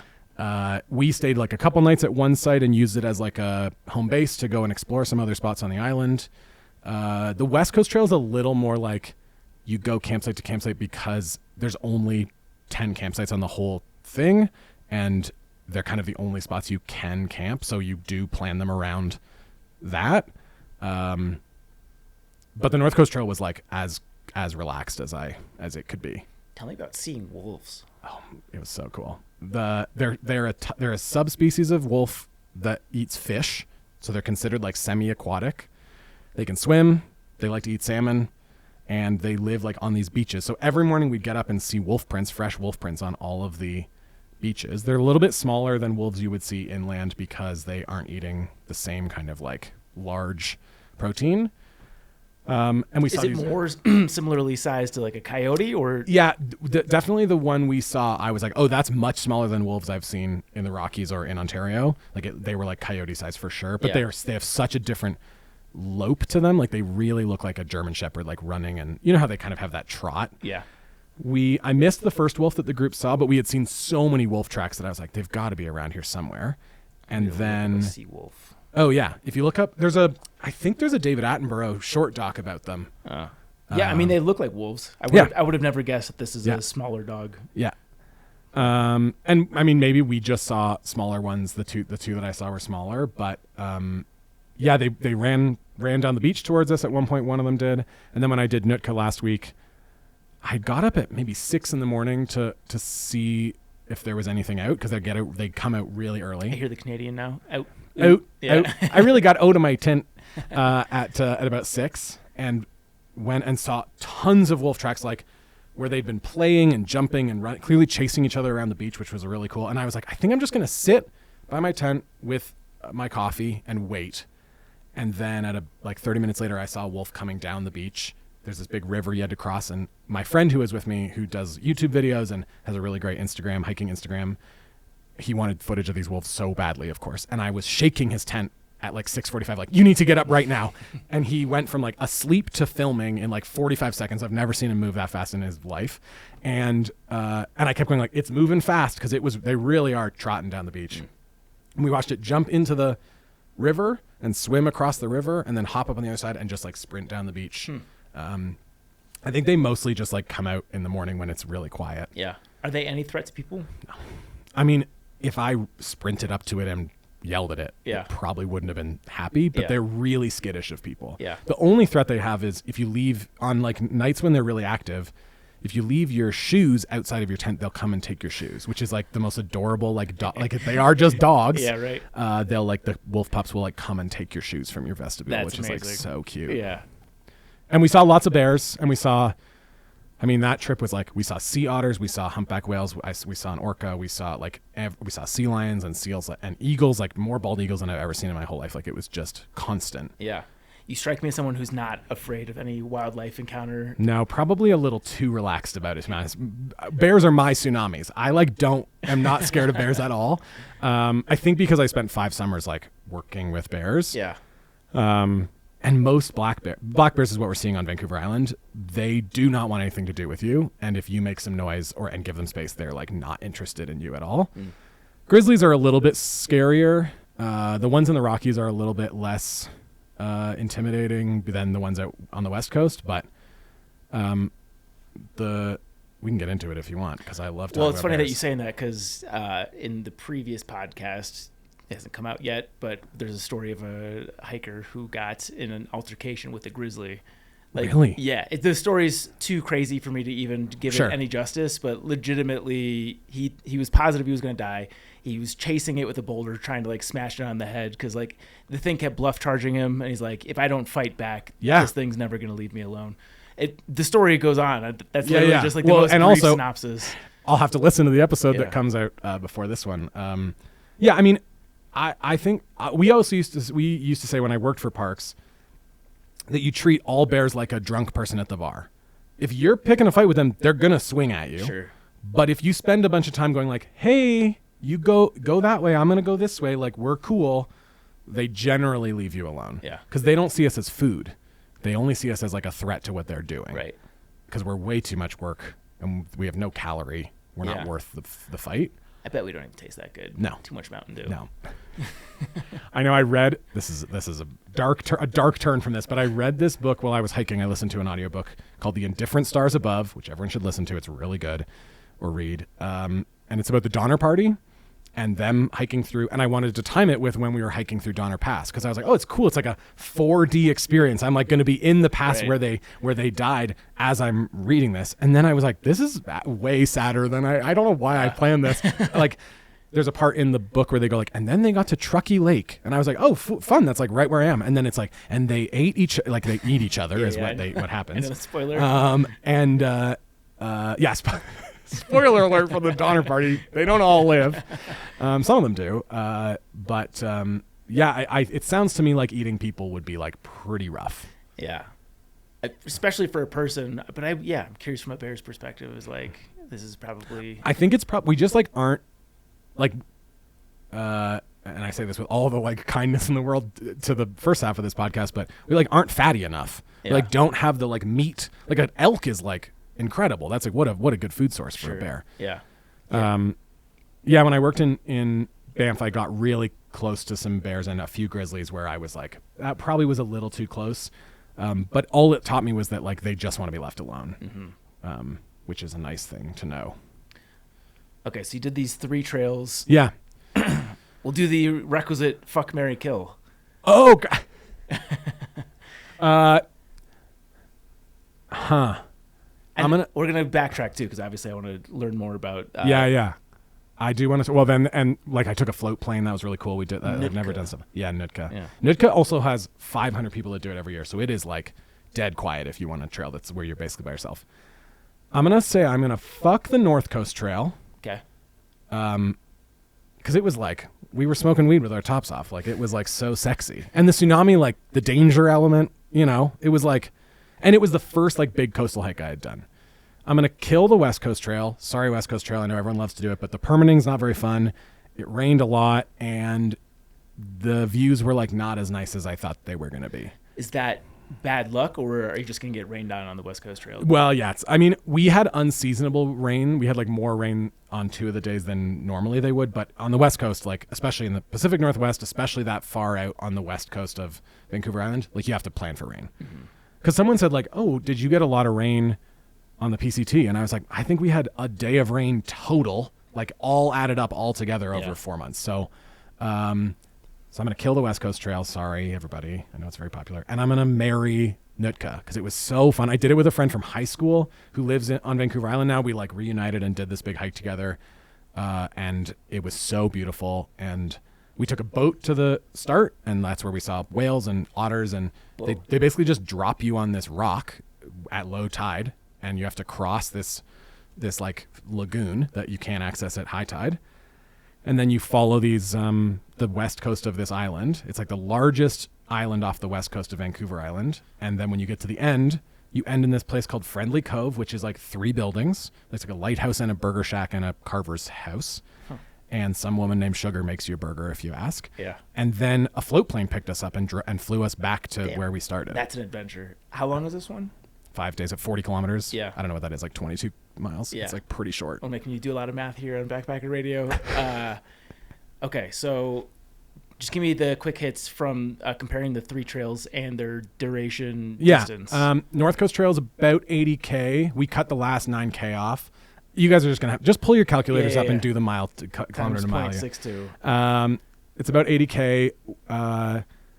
It's like right at the northern tip of Vancouver Island. You hit the west and northernmost points of Vancouver Island. So it's hard to get to. It's like pretty far. It's like 6.5 hours drive from Victoria.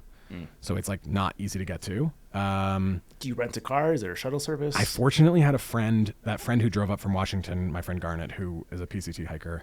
She was like, I'll just drive up with my truck. So that was like a huge help. There is a bus. You can like take this day-long bus to get you there. And then we took a shuttle bus out to the start and did this whole up and through and did some side quest hiking. And then the last day a boat came and picked us up from the north tip. And that was really great and cool. And no permitting. Like it was just $10 a night per person. The shuttle bus and the boat were like pretty pricey. I think we all paid $200 or something total, $250 maybe to go and do that. And then the West Coast Trail is easier to get to because there's a shuttle from Victoria. It's like designed because there's so many people that hike it, and it's 75K or supposedly 75K. I think we measured it to be a little longer than that, and it's the one that has all the ladders and it's a lot of up and down, and it's like the most famous, but I would say my least favorite of the 3. Although there's a really cool spot on the West Coast Trail where halfway you have to cross this big wide river that you can't ford. So they have a ferry service where you just yell, and a guy across the river is listening for yells, and he comes across with this ferry boat, and then you take like a 3-minute ferry ride back to the other side. It's just like literally across the river. Yeah. And when you get to the other side, there's a crab shack, and it's this indigenous family that runs this crab shack, and they're literally hauling fresh crab out of the estuary, out of the river, and throwing them in a pot, and you can like pay to eat fresh crab. I love on 2 of these trails, there's a nice little finish line prize. Well, and that's nice because that's like exactly halfway. So it kind of gives you a bit of like energy for the rest of the trail. Yeah. And they have a wood fire going, and they have all these picnic tables, and they have beer, and like it really felt like a nice way to get our energy up, especially after it had rained for 2 days. So if the West Coast Trail was your least favorite of the three, Yeah. why do you think it's so popular?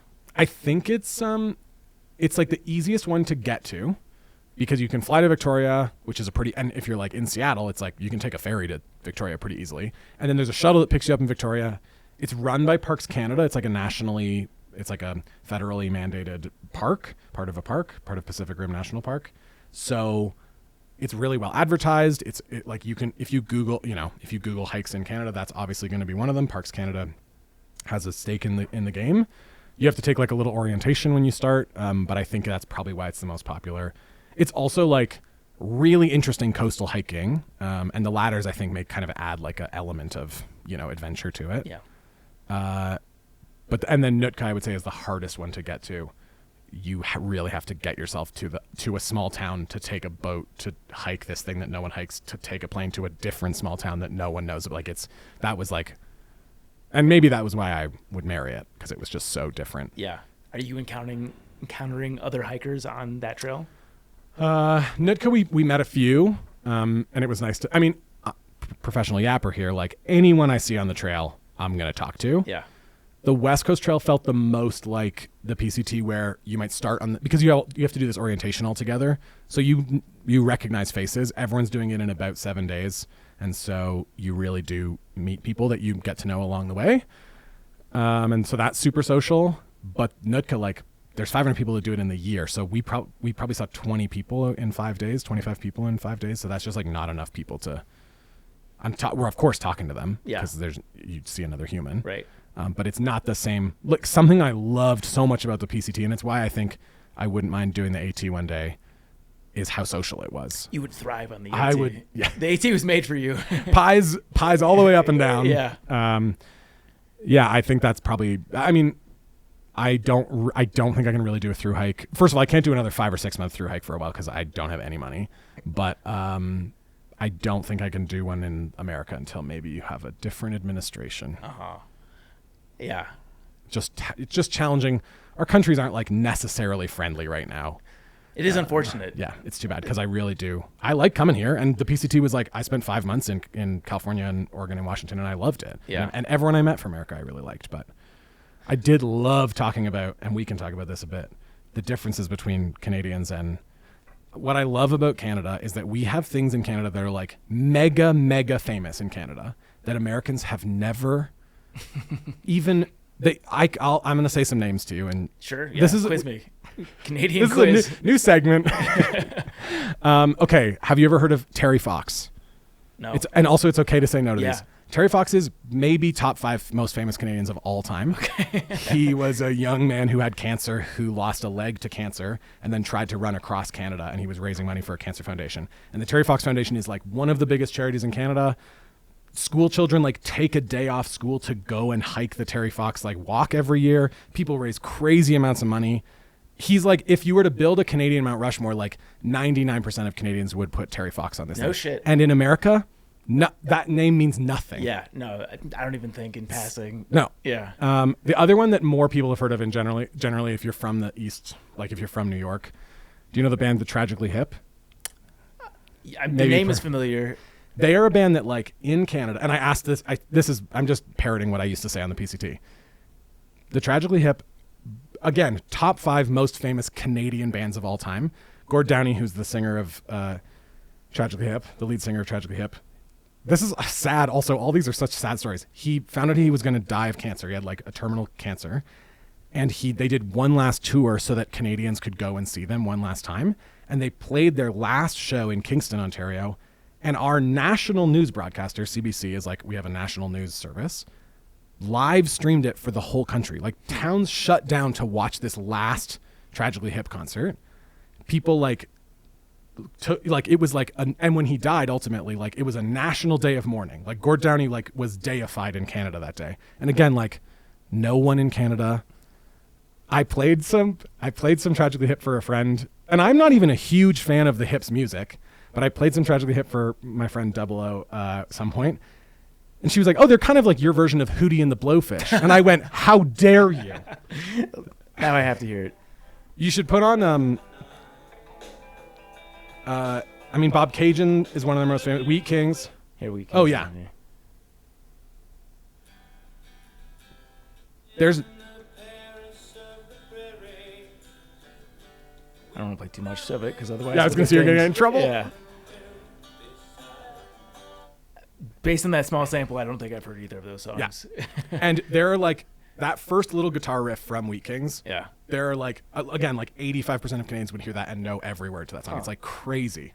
And again, like I don't know what it is, but there's something about crossing that border. And I know The Hip as a band, like they made the decision to not break into the American market when they had the chance. Like they played a show. They used to play a few shows in Buffalo, and they maybe tried to tour a little bit. They were on SNL once. Never got any traction in America, and so they just said, okay, well, we're not going to be an American band. Yeah. We're just going to be a Canadian I was band. going to say, I know a lot of celebrities from Canada, but they've generally like migrated over to the U.S. kind of full time. This is my like big beef with some of these Canadian celebrities is that like Jim Carrey's Canadian. He grew up like really close to where I grew up. Mike Myers. Now, Mike Myers, who's that? Norm Macdonald. Norm Macdonald, yeah. Seth Rogen. Seth Rogen and Mike Myers have both done a good job of like staying Canadian. They like Mike Myers really had he was wearing the like Canada's not for sale and elbows up, like kind of our Canadian. He's like a real Canadian guy. But like Ryan Reynolds, he grew up in Vancouver. Ryan Gosling's Canadian. Like, and I don't think they ever are talking about The two top hunks. the big Ryans. The two big Ryans are from. I think Ryan Gosling is from like Cornwall, Ontario, which is like not a town you'd expect a man that looks like that to be coming out of. But no offense to Cornwall, I don't think there's any Cornwallians listening to this. But yeah, it just I really like when there's some Canadians. Do you know who David Suzuki is? No. He's a very famous Canadian environmentalist. That like every Canadian would know, and it's just amazing to me like what does and doesn't cross the border. Because you guys know Sandra Oh, she's a very famous Canadian, and she's like worked hard to maintain being a Canadian. But yeah, there's just some stuff that doesn't cross over, and I feel like it doesn't go the other way around. There's very few American things. We know who your presidents are. We know we know about your like. It's so pervasive in the media, and we like don't. It doesn't go the other way around. Yeah. Pop culture is definitely one of our biggest exports. Definitely. Is like I spent about 9 months in Europe, and it was amazing to me about how much American music I was hearing, like almost exclusively American music. Yeah. I feel like Canadians love a Canadian icon, a Canadian thing that we can kind of, grab onto and go like, this is ours. Yeah. Because we love saying like Alex Trebek's Canadian. That's a good one. And William Shatner's Canadian. There's like all these people but a lot of them just like moved to LA and never looked back. Yeah. This is a good chance for me to talk about Hawkins Cheesy's the best trail. I think they're the best trail snack in the world. Hawkins Cheesy. We were talking beforehand. You're like, so you know what cheesy? I didn't know that's a Canadian terminology for a Cheeto. A Cheeto-like chip. Yeah. It like a crunchy corn starch based snack. Yeah. Covered in a cheese dust. Yeah. We have this thing called Hawkins Cheesy's. I'm trying to get a sponsorship. Hawkins, if you're out there. If anyone from Hawkins is listening. A friend of mine dated the son of the Hawkins fortune, and I really wish that she'd ended up with him. They have a very iconic bag. If you are Googling it right now, you'll see they have a very famous like blue and red striped bag. This looks like something you'd get at a baseball game. Exactly. And they haven't changed their logo or their labeling or their branding in a really long time. I think I'm going to get a little Hawkins tattoo. If they sponsor me, Hawkins, if you get me some of that cheesy money, I'll put one on my arm. So why is this better than a Cheeto? Because I'm just looking at it and it looks like a Cheeto. I mean, to be honest, I don't know if they're better than Cheetos, but it's because they're Canadian that I like really stand by them. And Cheetos, like Frito-Lay, tried to buy them out, and the Hawkins said, "No way, we're our own company." And a lot of Canadians like rallied around that. There's also only like 6 ingredients. I mean, some of the ingredients are like preservatives, but they are still like it's just cornstarch and cheese dust. Yeah. I think they taste like the most like I don't know. They're so unique, and no matter how much they're in your bag, they will not. They're so crunchy. So there's like, they don't disintegrate. You're not going to, and they pack really small and they're super light. Even on some of these more humid hikes, like the North Coast, West Coast trail, you're still getting the Supreme Crunch. That's nice. They're the best. My one regret that I forgot, I was going to bring a bag for us to have on the show. Listeners would have loved to listen to us. Yeah. We've gotten a lot of feedback on the episodes where we eat food. You're like, they're not fans. You know what? I'll mail you a bag. Oh, yeah, I think that'd be great. Yeah, when Chance is back, I'll mail you guys a bag, and you guys can try some Hawkins. Yeah. Because they are incredible. Yeah. So when you started the PCT, did you fly down with like a lifetime supply of Hawkins? I wish I'd thought about it. I didn't bring any. And then when I got to Kennedy Meadows South, a friend of mine from Vancouver who was hiking with us, his wife had mailed him like a Canadian care package with all the like Canadian foods that we don't get in the US, like ketchup chips and all dressed chips, and Hawkins. And he was like, "Do you want this giant bag of Hawkins?" And I was like, "This is the best thing this is the best gift I've ever gotten from anyone." Nickelback is Canadian. Nickelback right? is Canadian. What's Avril Lavigne, Justin Bieber, Drake, Oh, The Weeknd. yeah. Wow. Damn. All right. They're all. And what happened? They moved to America. And you guys are good at baseball now. You guys are getting very Americanized. Yeah. Didn't you win the the Raptors won 6 years ago? I thought Canada was very. Oh no, I'm thinking basketball. You guys were very relevant. The Toronto Raptors big. And And you got SGA. also, the Jays used to be. I was just talking about this earlier today. I used to go see a Toronto Blue Jays game. I'd take like the train into the city. My parents would give me like $25, and I would take the train into the city, and I would get like a street meat hot dog, and then go to a Jays game. And the Jays were so bad in the early 2000s or early to late 2000s. You could get tickets for like $8, and you just like go. I'd go with my friends and watch a Jays game and it's a dome that opens. It's a famous like retracting dome. Isn't there like a built-in hotel? Yeah, you can get a room and look out onto the field, and the CN Tower is like right above it. It's like very Toronto, the Rogers Centre, what I would call the Sky Dome. I think I've seen a clip of people banging like visible from the baseball stadium. Yeah, what a day to watch the Jays lose a game and have sex in the hotel attached.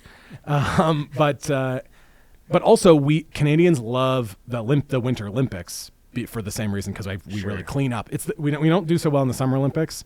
Summer Olympics last summer when I was on the PCT, I would get to a town and I would say like, "How are the Canadians doing in the Olympics?" And people would go like, "What are you? We don't know." And I would go like, "Can we get some Canadian coverage?" And they would go, "No, Simone Biles is on TV." Yeah, no, I've learned that the Olympics is just pure propaganda. You don't even see any other country doing anything well. No, it's just U.S. is. I mean, I don't know. Is the coverage the same in Canada? We get some U.S. coverage, but most of our coverage is like CBC, our broadcaster will send a team, and they almost exclusively cover the Canadian sport, what the Canadians are doing. Yeah, I mean that makes sense. Like that's why people are going to tune in for it. You want some country pride. Yeah, when the Vancouver Olympics, 2010 Vancouver Olympics, was it up at Whistler? Yeah, and it was all over. I mean, there's like the Olympic Village was downtown, and there was stuff up in Whistler. Like it was really popular, and it was the first time Canada had ever won a gold medal on Canadian soil. We'd hosted 2 Winter Olympics before and never won gold at them, and then our Olympic team has like gotten better since then. And then Sidney Crosby winning the overtime goal to win the men's hockey gold medal was like, again, like if we're talking about top 10 most famous Canadian moments, that's like. People in Vancouver, people across the country, like were lost their minds. Yeah, what was the Canada versus U.S. tournament that just happened? Four Nations. Yeah, the Four Nations, and it really felt like we really needed it. Well, the timing was it couldn't have been better. It's like we'd written it. Yeah. We also, this is probably not a famous American story, but the Canadians played a series against Russia during the height of the Cold War. And it felt a little bit like Rocky 2. Like it felt a little bit like freedom versus. You guys had your own miracle moment. Yeah, exactly. And it was like a huge deal when the Canadians won that. What are the top TV series? I know Trailer Park Boys. Degrassi. We're big Degrassi country. Which Drake got his start on. He was an actor at Wheelchair Jimmy on Degrassi. Well, this is the thing. Also, there's some shows that I could throw at like The Littlest Hobo or Corner Gas or The Beachcombers that I think you would probably not have heard of any of those. The Littlest Hobo was about a dog that went town to town, like helping people. Okay. Very Canadian show.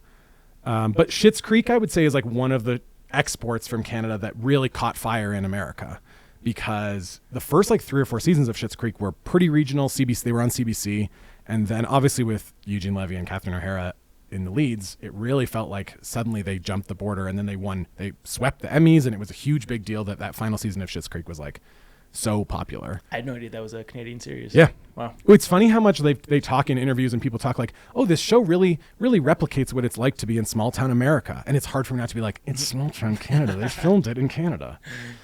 There's a really popular show. All my friends got into it. I never got into it. Like Shoresy. What was the? Oh yeah. Shoresy. And then also, Letterkenny. Did you guys watch Yeah, Letterkenny became really popular. I'm familiar with it. I never really got into that it. like hockey bro Toronto accent. Yeah. Like there's a Toronto accent, and there's like a hockey bro accent, and then there's this like Letterkenny, what they would consider like sort of rural Ontario accent. And Trailer Park Boys was the same way. Like it had that great like that great like regional dialect. Yeah. That everyone really loved. Huh. But we have lots of that kind of stuff that like, is like Canadian produced that no one's ever heard of. So if I turn on TV in Canada, what percentage of the content is exported from the U.S. versus native stuff? We have rules about it. We have a law.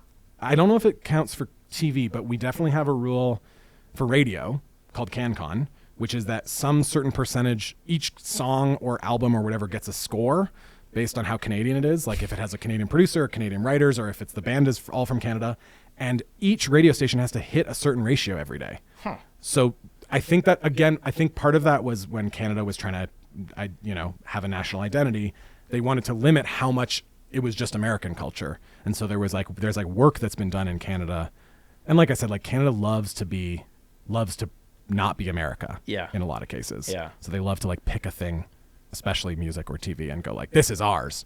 And it's usually a little worse. Yeah. Yeah. Has that national pride been more on display the last couple of years? Well, it changed the election for us. It was crazy. Yeah. We had, not to get into politics too much, but the leader of our conservative party, Pierre Poilievre, was like, when I was hiking last summer on the trail, the conversation was how he was going to dominate. He was going to sweep the election. We've had a liberal minority for a long time, and we've had a liberal government for 10 years. We have a different system of government, so our guy can be around longer. And then Trump got elected and started talking tariffs, and Poilievre like kind of wimped away from it. And we had this other guy, Mark Carney, come in as the leader of the Liberal Party and is a finance guy and like really talked about standing up to Trump, and it swung the election crazy hard the other way. So I think that, again, like not being America's, and especially the whole 51st state talk, like as soon as Trump started throwing that around, Canadians were like, we will die in the ditches before this becomes an American state.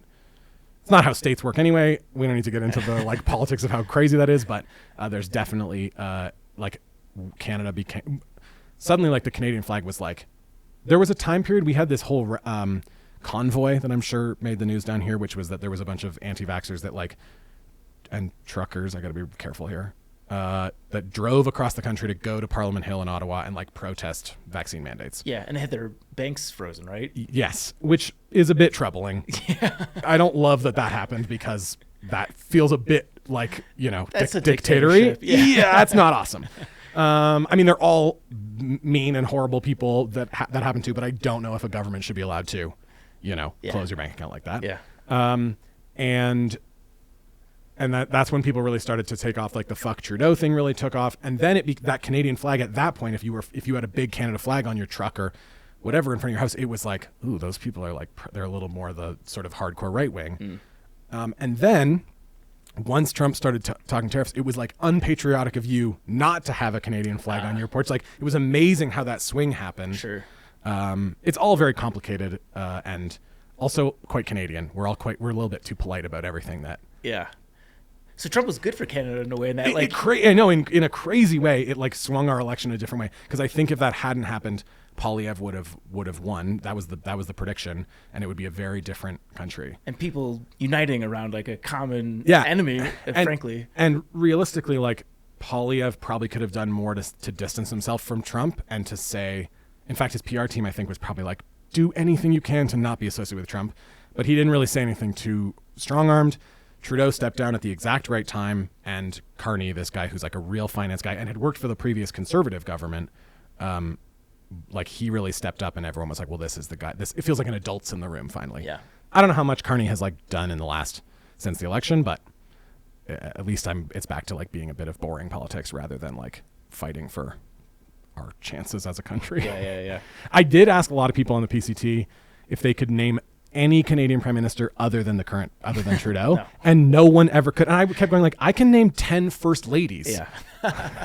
I don't know if I could name 10 first ladies, honestly, but yeah. But like no one. And then there was a hiker I was hiking with for about a while who was from Canada, who was only 17, And he would go, I can't name another one. And I go, yeah, because you were 7 years old when we had a different prime minister. Right. Like, you don't count towards this. Yeah. But like no one else could. I mean, that's true even in like the more epicenter America, parts of America. When I lived in California, I had some random Craigslist roommates, and they couldn't point out the Midwest states on a map. It's just like, No.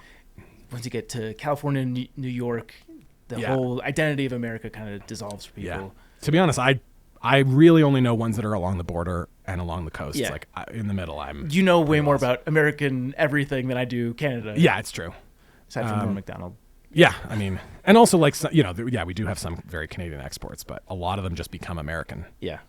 Yeah, no one thinks of William Shatner as like a Canadian icon except in Canada. Yeah, I didn't know about the Ryans. That was a fascinating one. Yeah. So we have a chain called Tim Hortons, which I'm sure you've heard of. I know Tim Hortons. That's the Starbucks competitor. It would be insulting to Starbucks to call Tim Hortons the Starbucks of Canada. Tim Hortons is like, I always say it's like a perfect 6 out of 10. It's like not great. You're never going to get a really good cup of coffee at Tim Hortons, but it's exactly as good as it needs to be. So more in line with Dunkin'. I'm sure I just pissed a lot of people off. No, maybe we're both pissing people off. I actually think that's not a bad comparison. Okay. It's like a mediocre cup of coffee and some mediocre food. They used to be more like donut shoppy, and recently they've been more like they have like sandwiches, and they've always had sandwiches, but like they have like flatbreads now and burrito bowls and like things that they're trying to do stuff with I don't know what they're trying to do. They got bought by an American company and they panicked.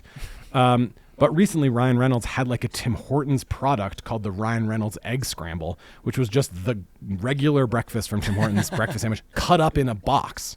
And I go like, this is what Ryan Reynolds is putting his energy towards? He's also a billionaire. Is like, just stay in your lane. Yeah, it was so weird. And there's our version of donut holes are called Timbits. Okay.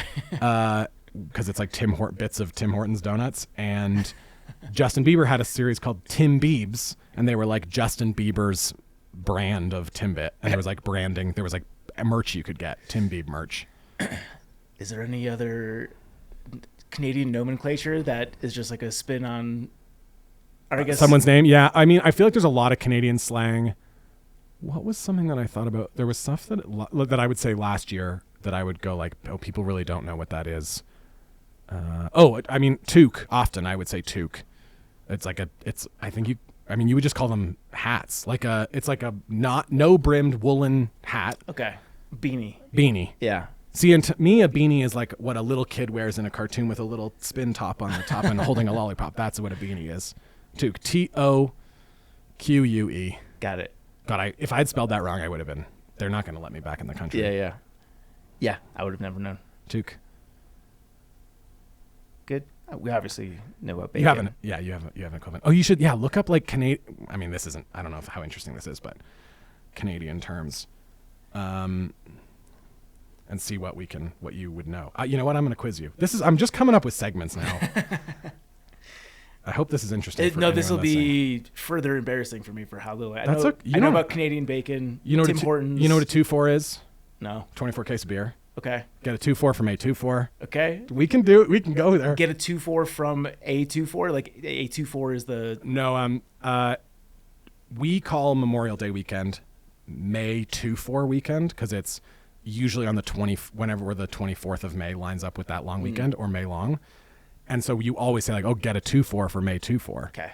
Which is like very Canadian to say. Hoser, which you've probably heard. No. Hoser, you damn hoser. Bit of a hoser. Okay. It's like an idiot. Yeah. You would call someone. There's a long-running show called SCTV, which was like our version of SNL for a long time, and like Martin Short got his start there, and that's where John Candy got his start. And there was a show on that with Rick Moranis called The Great White North, and it was like two guys doing like very stereotypical like Canadian accents, talking about calling guys a hoser, you friggin' hoser. A Mickey, like a Mickey of alcohol. No. I think you maybe would call it a handle. I think a handle's maybe bigger. A Mickey is like a fifth. A fifth. Okay. It's like a smaller quantity of all right. Picking up a Mickey, get a Mickey of Crown Royal. Okay. Yeah, if you say Mickey in the alcohol context in the U.S., you're talking about a 40. Literally, there's a 40 called Mickey. Yeah, called Mickey. We call it pop instead of soda. I'm a pop guy as well. Yeah, well, Wisconsin I think probably is. Wisconsin is actually soda. Interesting. Different pockets of the Midwest have different things, but Yeah, no, I definitely feel like an outcast. I've actually gravitated to saying soda just because people don't know what I'm talking about. Last summer, I would say washroom instead of bathroom. And sometimes people go, we don't have a shower here. And I would go, well, it's called a bathroom. Like, use some context clues if I'm asking for where the washroom is. Yeah. Do you know what a toonie is? No. It's one of our coins. We have a $1 coin with a loon on it, like the bird, called a loony. Okay. And when they came out with a $2 coin, they made a pun and called it a toonie. And it has a polar bear on it, a loony and a toonie. Yeah, I'm learning so much. This is great. I don't know. This is not very interesting, I suppose, but it is. I love. No, it's interesting for me. I don't care. I love talking about a double, which I think is you guys would associate that with In-N-Out. Yeah, exactly. But that's 2 cream, 2 sugar in your coffee. Go to Tim Hortons and get a double. Take a toonie down to Tim Hortons and. What's the popular fast food burger shop in A&W? Okay. I was talking about this week. A&W does not have the foothold here that it does in Canada. We have McDonald's, obviously. We have Burger King. We have Wendy's. We have the big ones. But A&W is like, in a lot of cases, like a small town will have a Tim Hortons and an A&W before they would have a McDonald's. Especially when you're driving across like the prairie provinces, you would most small towns like have a little A&W. I don't know why. I think it's just become. A&W is a Canadian company? Maybe. I don't know either. Yeah. All right. I feel like the comments on this episode are going to be like, this guy can't name a baseball player, and he doesn't know if A&W is a Canadian company. I would say no one's going to question you on your Canadian trivia knowledge, A&W. Also, I could just be making stuff up. The comments might be like, this guy doesn't know anything about American Canada. Fast food. So that's especially interesting. I know. It's interesting that, again, like maybe they just said, this is how we get a foothold here. Or like, there's this gap that we can fill. Yeah. All right, good. Yeah. Spencer, this has been a ton of fun. Oh my gosh, it's been 2 hours. I can't believe it. Yeah. Let people know where they should go to keep up with you. Instagram. Yeah. Are you still doing the Substack? So that's what I definitely want to promote. If you like the way that I talk, it's also how I write. DUNNRIGHT, Dunnwright93 is my Instagram handle, and it has the link to everything. But Spencer Dunn, all one word, SPENCERDUNN.substack.com. I've put all my PCT newsletters up on it. I have all my pictures. I carried a film camera with me on the PCT, so all my pictures are up there. All the newsletters from last summer, and then as I have hiked this summer, I've done new newsletters, and I'm gonna try and do like a monthly thing. It's free. You don't have to pay. I would love to get some like a bit of a hiking fund going from that Substack. It's like $50 a year, which is like pretty reasonable, or $5 a month. But also just do it for free if you want to hear my thoughts about things. Any upcoming hikes? I got to save some money for a bit, but next year the plan is the East Coast Trail, which is 300 kilometers on the east coast of Newfoundland. I want to do the other side of the country. And I think that'll be interesting. And then maybe the Camino, and then maybe back to America when things are nicer for me here. Yeah. Is it still at a fever pitch now? Like, I remember reading all the stories about when things were uncomfortable at customs, but it's been a minute since I've heard it. Yeah. I also flew here, so it was easy. The airports, like you do U.S. customs in Canada when you fly across, so that was really easy. I think land borders are a bit tougher. They'll like ask you some questions and look through your phone and that kind of thing. But a lot of Canadians are like, we're going to cancel our trip to Florida this year and we're going to go to the East Coast instead. Like tourism in Halifax and like in Nova Scotia and New Brunswick and PEI is like way up this year because people just like wanted to travel Canadian. Anyway, yeah, which people should do. Come to Canada. Yeah. Oh, Canada. Yeah, Boiler, this has been a ton of fun. Oh my gosh, this has been great. Thank you for letting me just talk at you for 2 hours. No, this was good. It's good. Like I said, it's good when you got a guest who likes to talk. That makes my job way easier. Yeah. Thanks for doing this. No problem. To the Trek propaganda portion of today's show, I'm going to go with this news piece because I haven't seen this reported widely, so I don't know how well known this is, and it's definitely of interest to a lot of people in our audience. The hardest through hike in the world is about to get a lot more expensive. This is by Lisa Slutskin.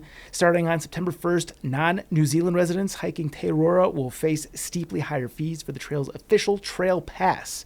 What used to be a voluntary donation is now a mandatory component of the registration cost, approximately New Zealand $1,350.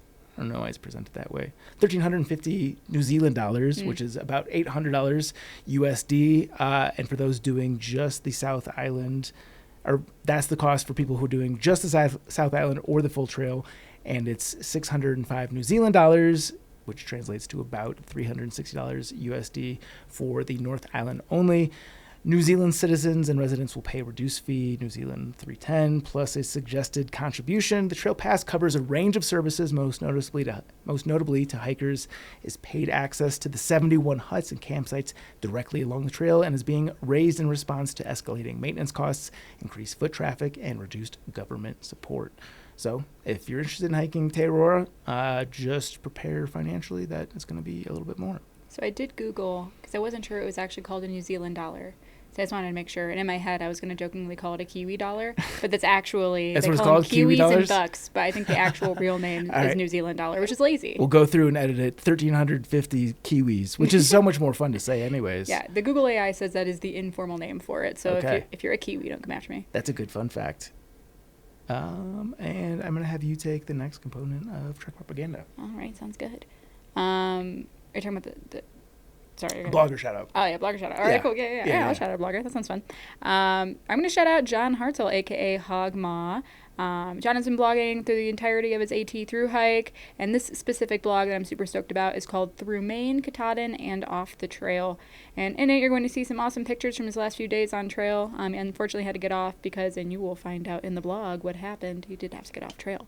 But you're going to see some awesome photos of him, his friend, and also my old friend Scar, who I hiked with on the AT last year, who we met up with and she came back on trail. So big shout out to Hogma. Go check out his blog, Through Maine, Katahdin, and Off the Trail. Sweet. I'm really impressed at how many blog posts we're still getting this late in the season. Oh, it's so awesome, and they're all so good. I'm not biased at all. No, you're definitely not biased, but yeah, no. Sometimes it's nice to be a late season hiker because you get a little bit more of the spotlight, less to share. Oh, and now it's all the Sobos, and Yeah. it's a whole new world. Totally. A whole new world. Are you a Disney gal? Right now I am. And starting now I'm not. That was your 1 second of Disney. Okay, let's get to today's question of the day. This feels like a chance question. If you could dispense different liquids from each finger on one hand, which liquids would you choose? So I won't treat this like a triple crown in that we can have overlap, but I'm curious to know what your 5 are. You've got 5 fingers, right? I have to do 5? Well, that was how I interpreted a different liquid from each finger. Okay, all right. I can go first if you need more time to ruminate on your liquids. You go. I'm going to stare at my fingers for a little bit. Yep. You go first. I did think about this quite a bit, so mine are perfect. So sorry in advance for taking all the good ones. The Midwesterner in me requires ketchup. Oh, I consume obviously. so much ketchup. It's never enough when I go to a restaurant and they give you a little dish with French fries. I need 3 times that minimum. Honestly, that's actually kind of scary. Yeah. No, I like French fries and ketchup are a real problem. I'll eat a half a teaspoon per French fry. Maybe don't tell people that. That's why I like fast food, because you can pump out as much as you want. Just a vessel for ketchup. Exactly. Next is gotta stay hydrated, so I need some Element. Nice. Yeah. Very organic of you. Very organic. But also I need to stay just jacked all day long, so 0 sugar Red Bull. Yep. Getting a lot of fake sugar in my diet here. Ranch, I think, is probably my next most important condiment. Which finger is that coming out of? I'd say ranch, probably pinky. Okay. Yeah. Fancy. Yeah. And then I went back and forth on a few options for number 5. I'm going to call this the thumb. Milkshake. Milkshake thumb. Yeah. New trail name. That's pretty good. Yeah. Milkshake It was thumb. tough to leave.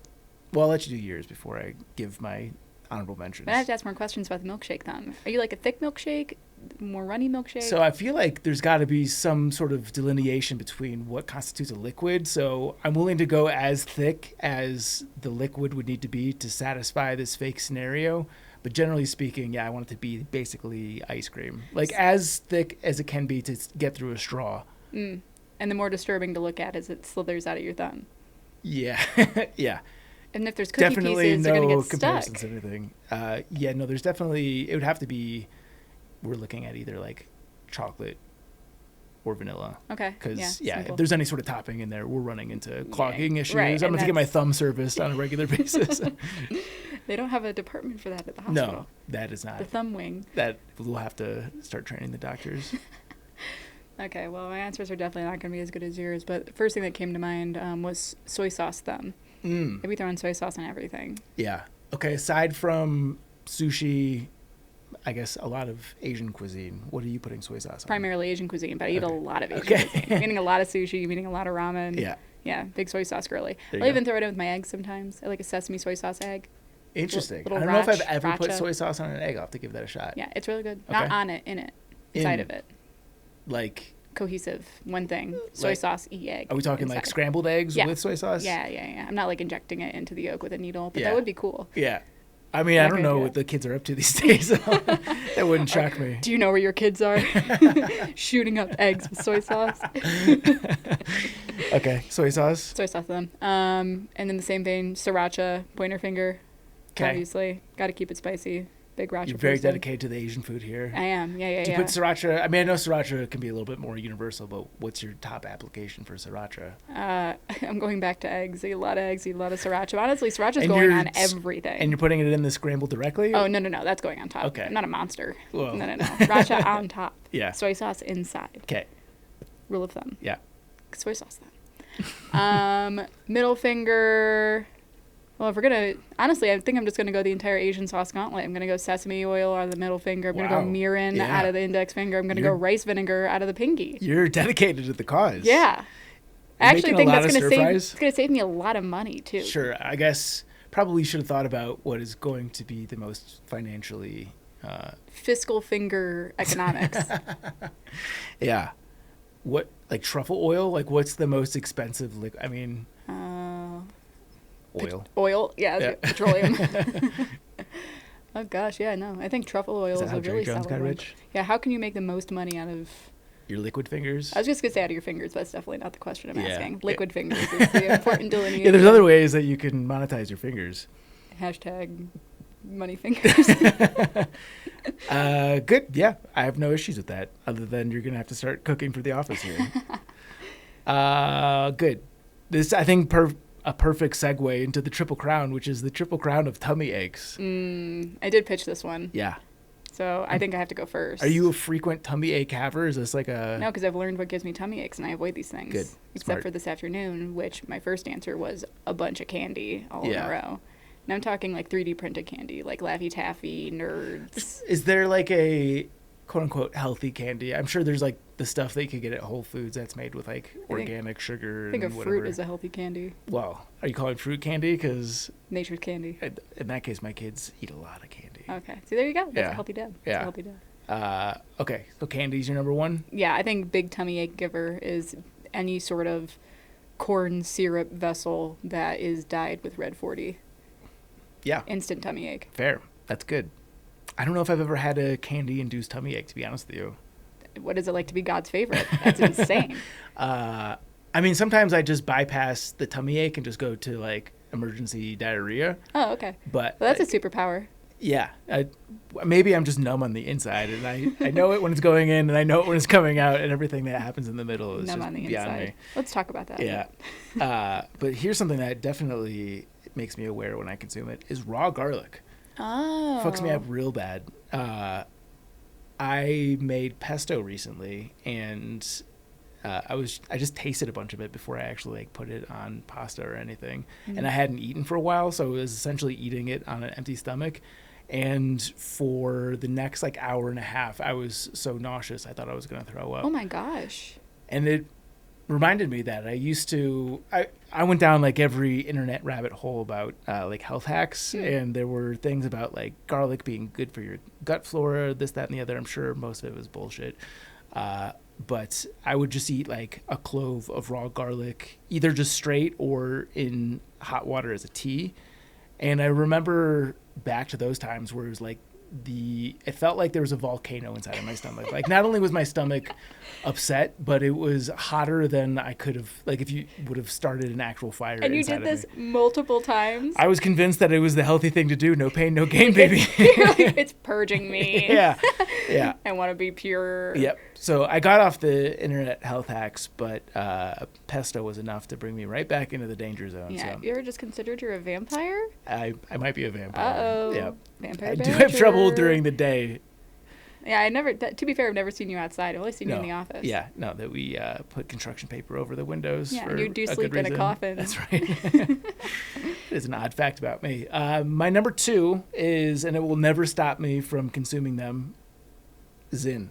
Oh no. Yeah, I like within 10 minutes. 10 minutes is a stretch. 5 minutes of popping my first Zyn, especially if it's been a while. Going to the toilet. Yeah, that makes sense. It's running right through me. Coffee used to have that effect. Now I think I'm just a morning pooper with or without coffee. Yeah, you're in the big leagues now. I am in the big leagues. Thank you for recognizing that. But Zyn, like, it doesn't matter. I'll probably tell this in the TMB episode too, but we're on the subject, is going to the bathroom on Tour de Mont Blanc is a difficult endeavor because of how crowded it is. They have huts, and I'll get into the particulars about why that wasn't my favorite thing. But like going and shitting in the backcountry essentially is not an option. It's so crowded that like you have to consider the odd appearance of you like peeling off, and also the trail's just not conducive. Like it's usually vast expanses or like it's steep cliffs. Like it's just really not a good take a dump situation.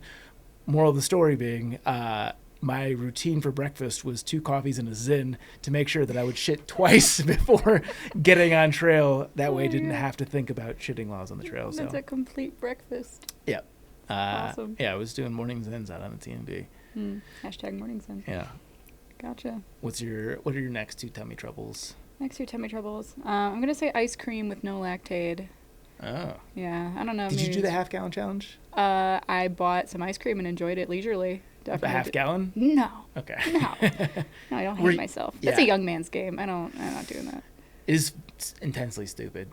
Mm-hmm. Really fun to watch and cheer my friends on. Yeah. I am weak of will. I was not worth it. Yeah. No. But yeah, no. If I'm not popping a lactate, I'm not eating anything dairy based. It's not happening to me. And I don't. Are you like very intensely lactose intolerant? Here's the thing. No, I think. I've never been tested, but all I know is if I have like a little bit of ice cream as like a little special, I'm going to get pretty bloated. So who knows? Do you have the issue with cheese? No, I eat a ton of cheese. No issue there. I don't know if it's like the combination of sugar. I was going to say, it sounds like a sugar thing if the candy's also doing it to you. Uh-oh. Don't tell me that. Yeah. I think it's because if I have lactate, I'm fine. I don't know. I will consult a physician. I'll come back on the podcast in a couple of months. I mean, ultimately, if you find what works for you, you don't have to go see a doctor. That's the most important thing. Yeah. And you get one more. Third, tummy ache. Honestly, and this is a gross answer, I think Zyn's also is my third answer. Because it really truly is like the jet fuel of morning diarrhea. It just launches you right to the moon. Yeah, no. Gets things going. It's fun because the majority of the time that I consume it, which this doesn't happen very often, is like where I'm out with my friends, so we'll be at a bar or whatever it might be. So, it's encouraged a lot of public shits for me. Mm-hmm. The worst is like if you're at a dive bar. And it's like, I don't have options. Yeah, have fun, like, you're going to have to hold the door closed. You can see right through it. Yeah. The girl doing lines off the baby changing station. The toilet seat just covered in stickers. Yep. Yeah. I've got one more. I do have a few I can pick from. I'm going to go with... I'm going to do a specific item call out. This happened to me recently. The chicken fajita taco from Torchy's. Oh, no. I didn't even notice that it was like one of their spicier options, but it was spicy enough that I was sweating by the end of the taco. And usually I can do hot food. Like, I'm not a hot food savant by any stretch, but like it doesn't upset my stomach. Sometimes it'll hurt on the back end, but this was the entire passage was just messed up from this. Man, that's rough. I don't know what sort of chili they're working with at Torchy's, but you said you're normally good with spice, doesn't cause issues. Well, I don't have like an extremely high spice tolerance. I'd say I'm very average, but if I eat something spicy, it doesn't necessarily wreck me beyond the mouth burn. Like I'm usually fine. Yeah, like when people complain about they ate a bunch of Taco Bell and they got the squirts, I'm like, all right, well, can't relate. Yeah. I'm sure most things just give me diarrhea, but usually, like I said, it's not much of an issue from start to finish. It's just the bookends where I notice things. Yeah, a complete story. Yeah. I do have a couple of honorable mentions. I've actually had to stop consuming this altogether is whey protein. Oh, yeah. Which is a bummer because from what I know, it's like the most effective of the supplemental proteins. And the cheesiest. I cannot get over that taste. I always get the flavored stuff. So Okay, yeah, even that. Unflavored whey protein I've heard is not a good time. But it was even earlier this year I was consuming probably like 40 grams at a time. And just the farts. Okay. Unstoppable farts. 40 grams of whey protein all in one moment, and you're like, why does my stomach hurt? Yes. And like I already knew that it upset my stomach. I thought like maybe I had outgrown it. No, it's just big old farts. And like it makes my skin break out. It's just bad news for me. Okay. Yeah. The last one, and this has been pretty much every single time I've done it in a decent quantity, is psilocybin. Oh, really? Yeah. Okay. Yeah. That's a common thing. A lot of people don't. Well, actually, no, because I feel like a lot of people say they don't like the taste of it. But I've never heard of people saying they got tummy troubles. The taste is not good. Mostly capsules nowadays, if I'm going to do it, which I don't. But yeah, if I do like which I don't, a higher dosage, it's like almost always my stomach starts to turn. And yeah. If I were to do it, which I don't. Yeah. Obviously. On a sandwich of peanut butter. Like a high schooler. Yeah. I've seen that. I've seen the tea. The tea. Chocolate's a big one nowadays. Mm-hmm. Yeah. The kids love it. Yeah. Your kids specifically. I've had to throw away some items because it could get confusing for people in my house.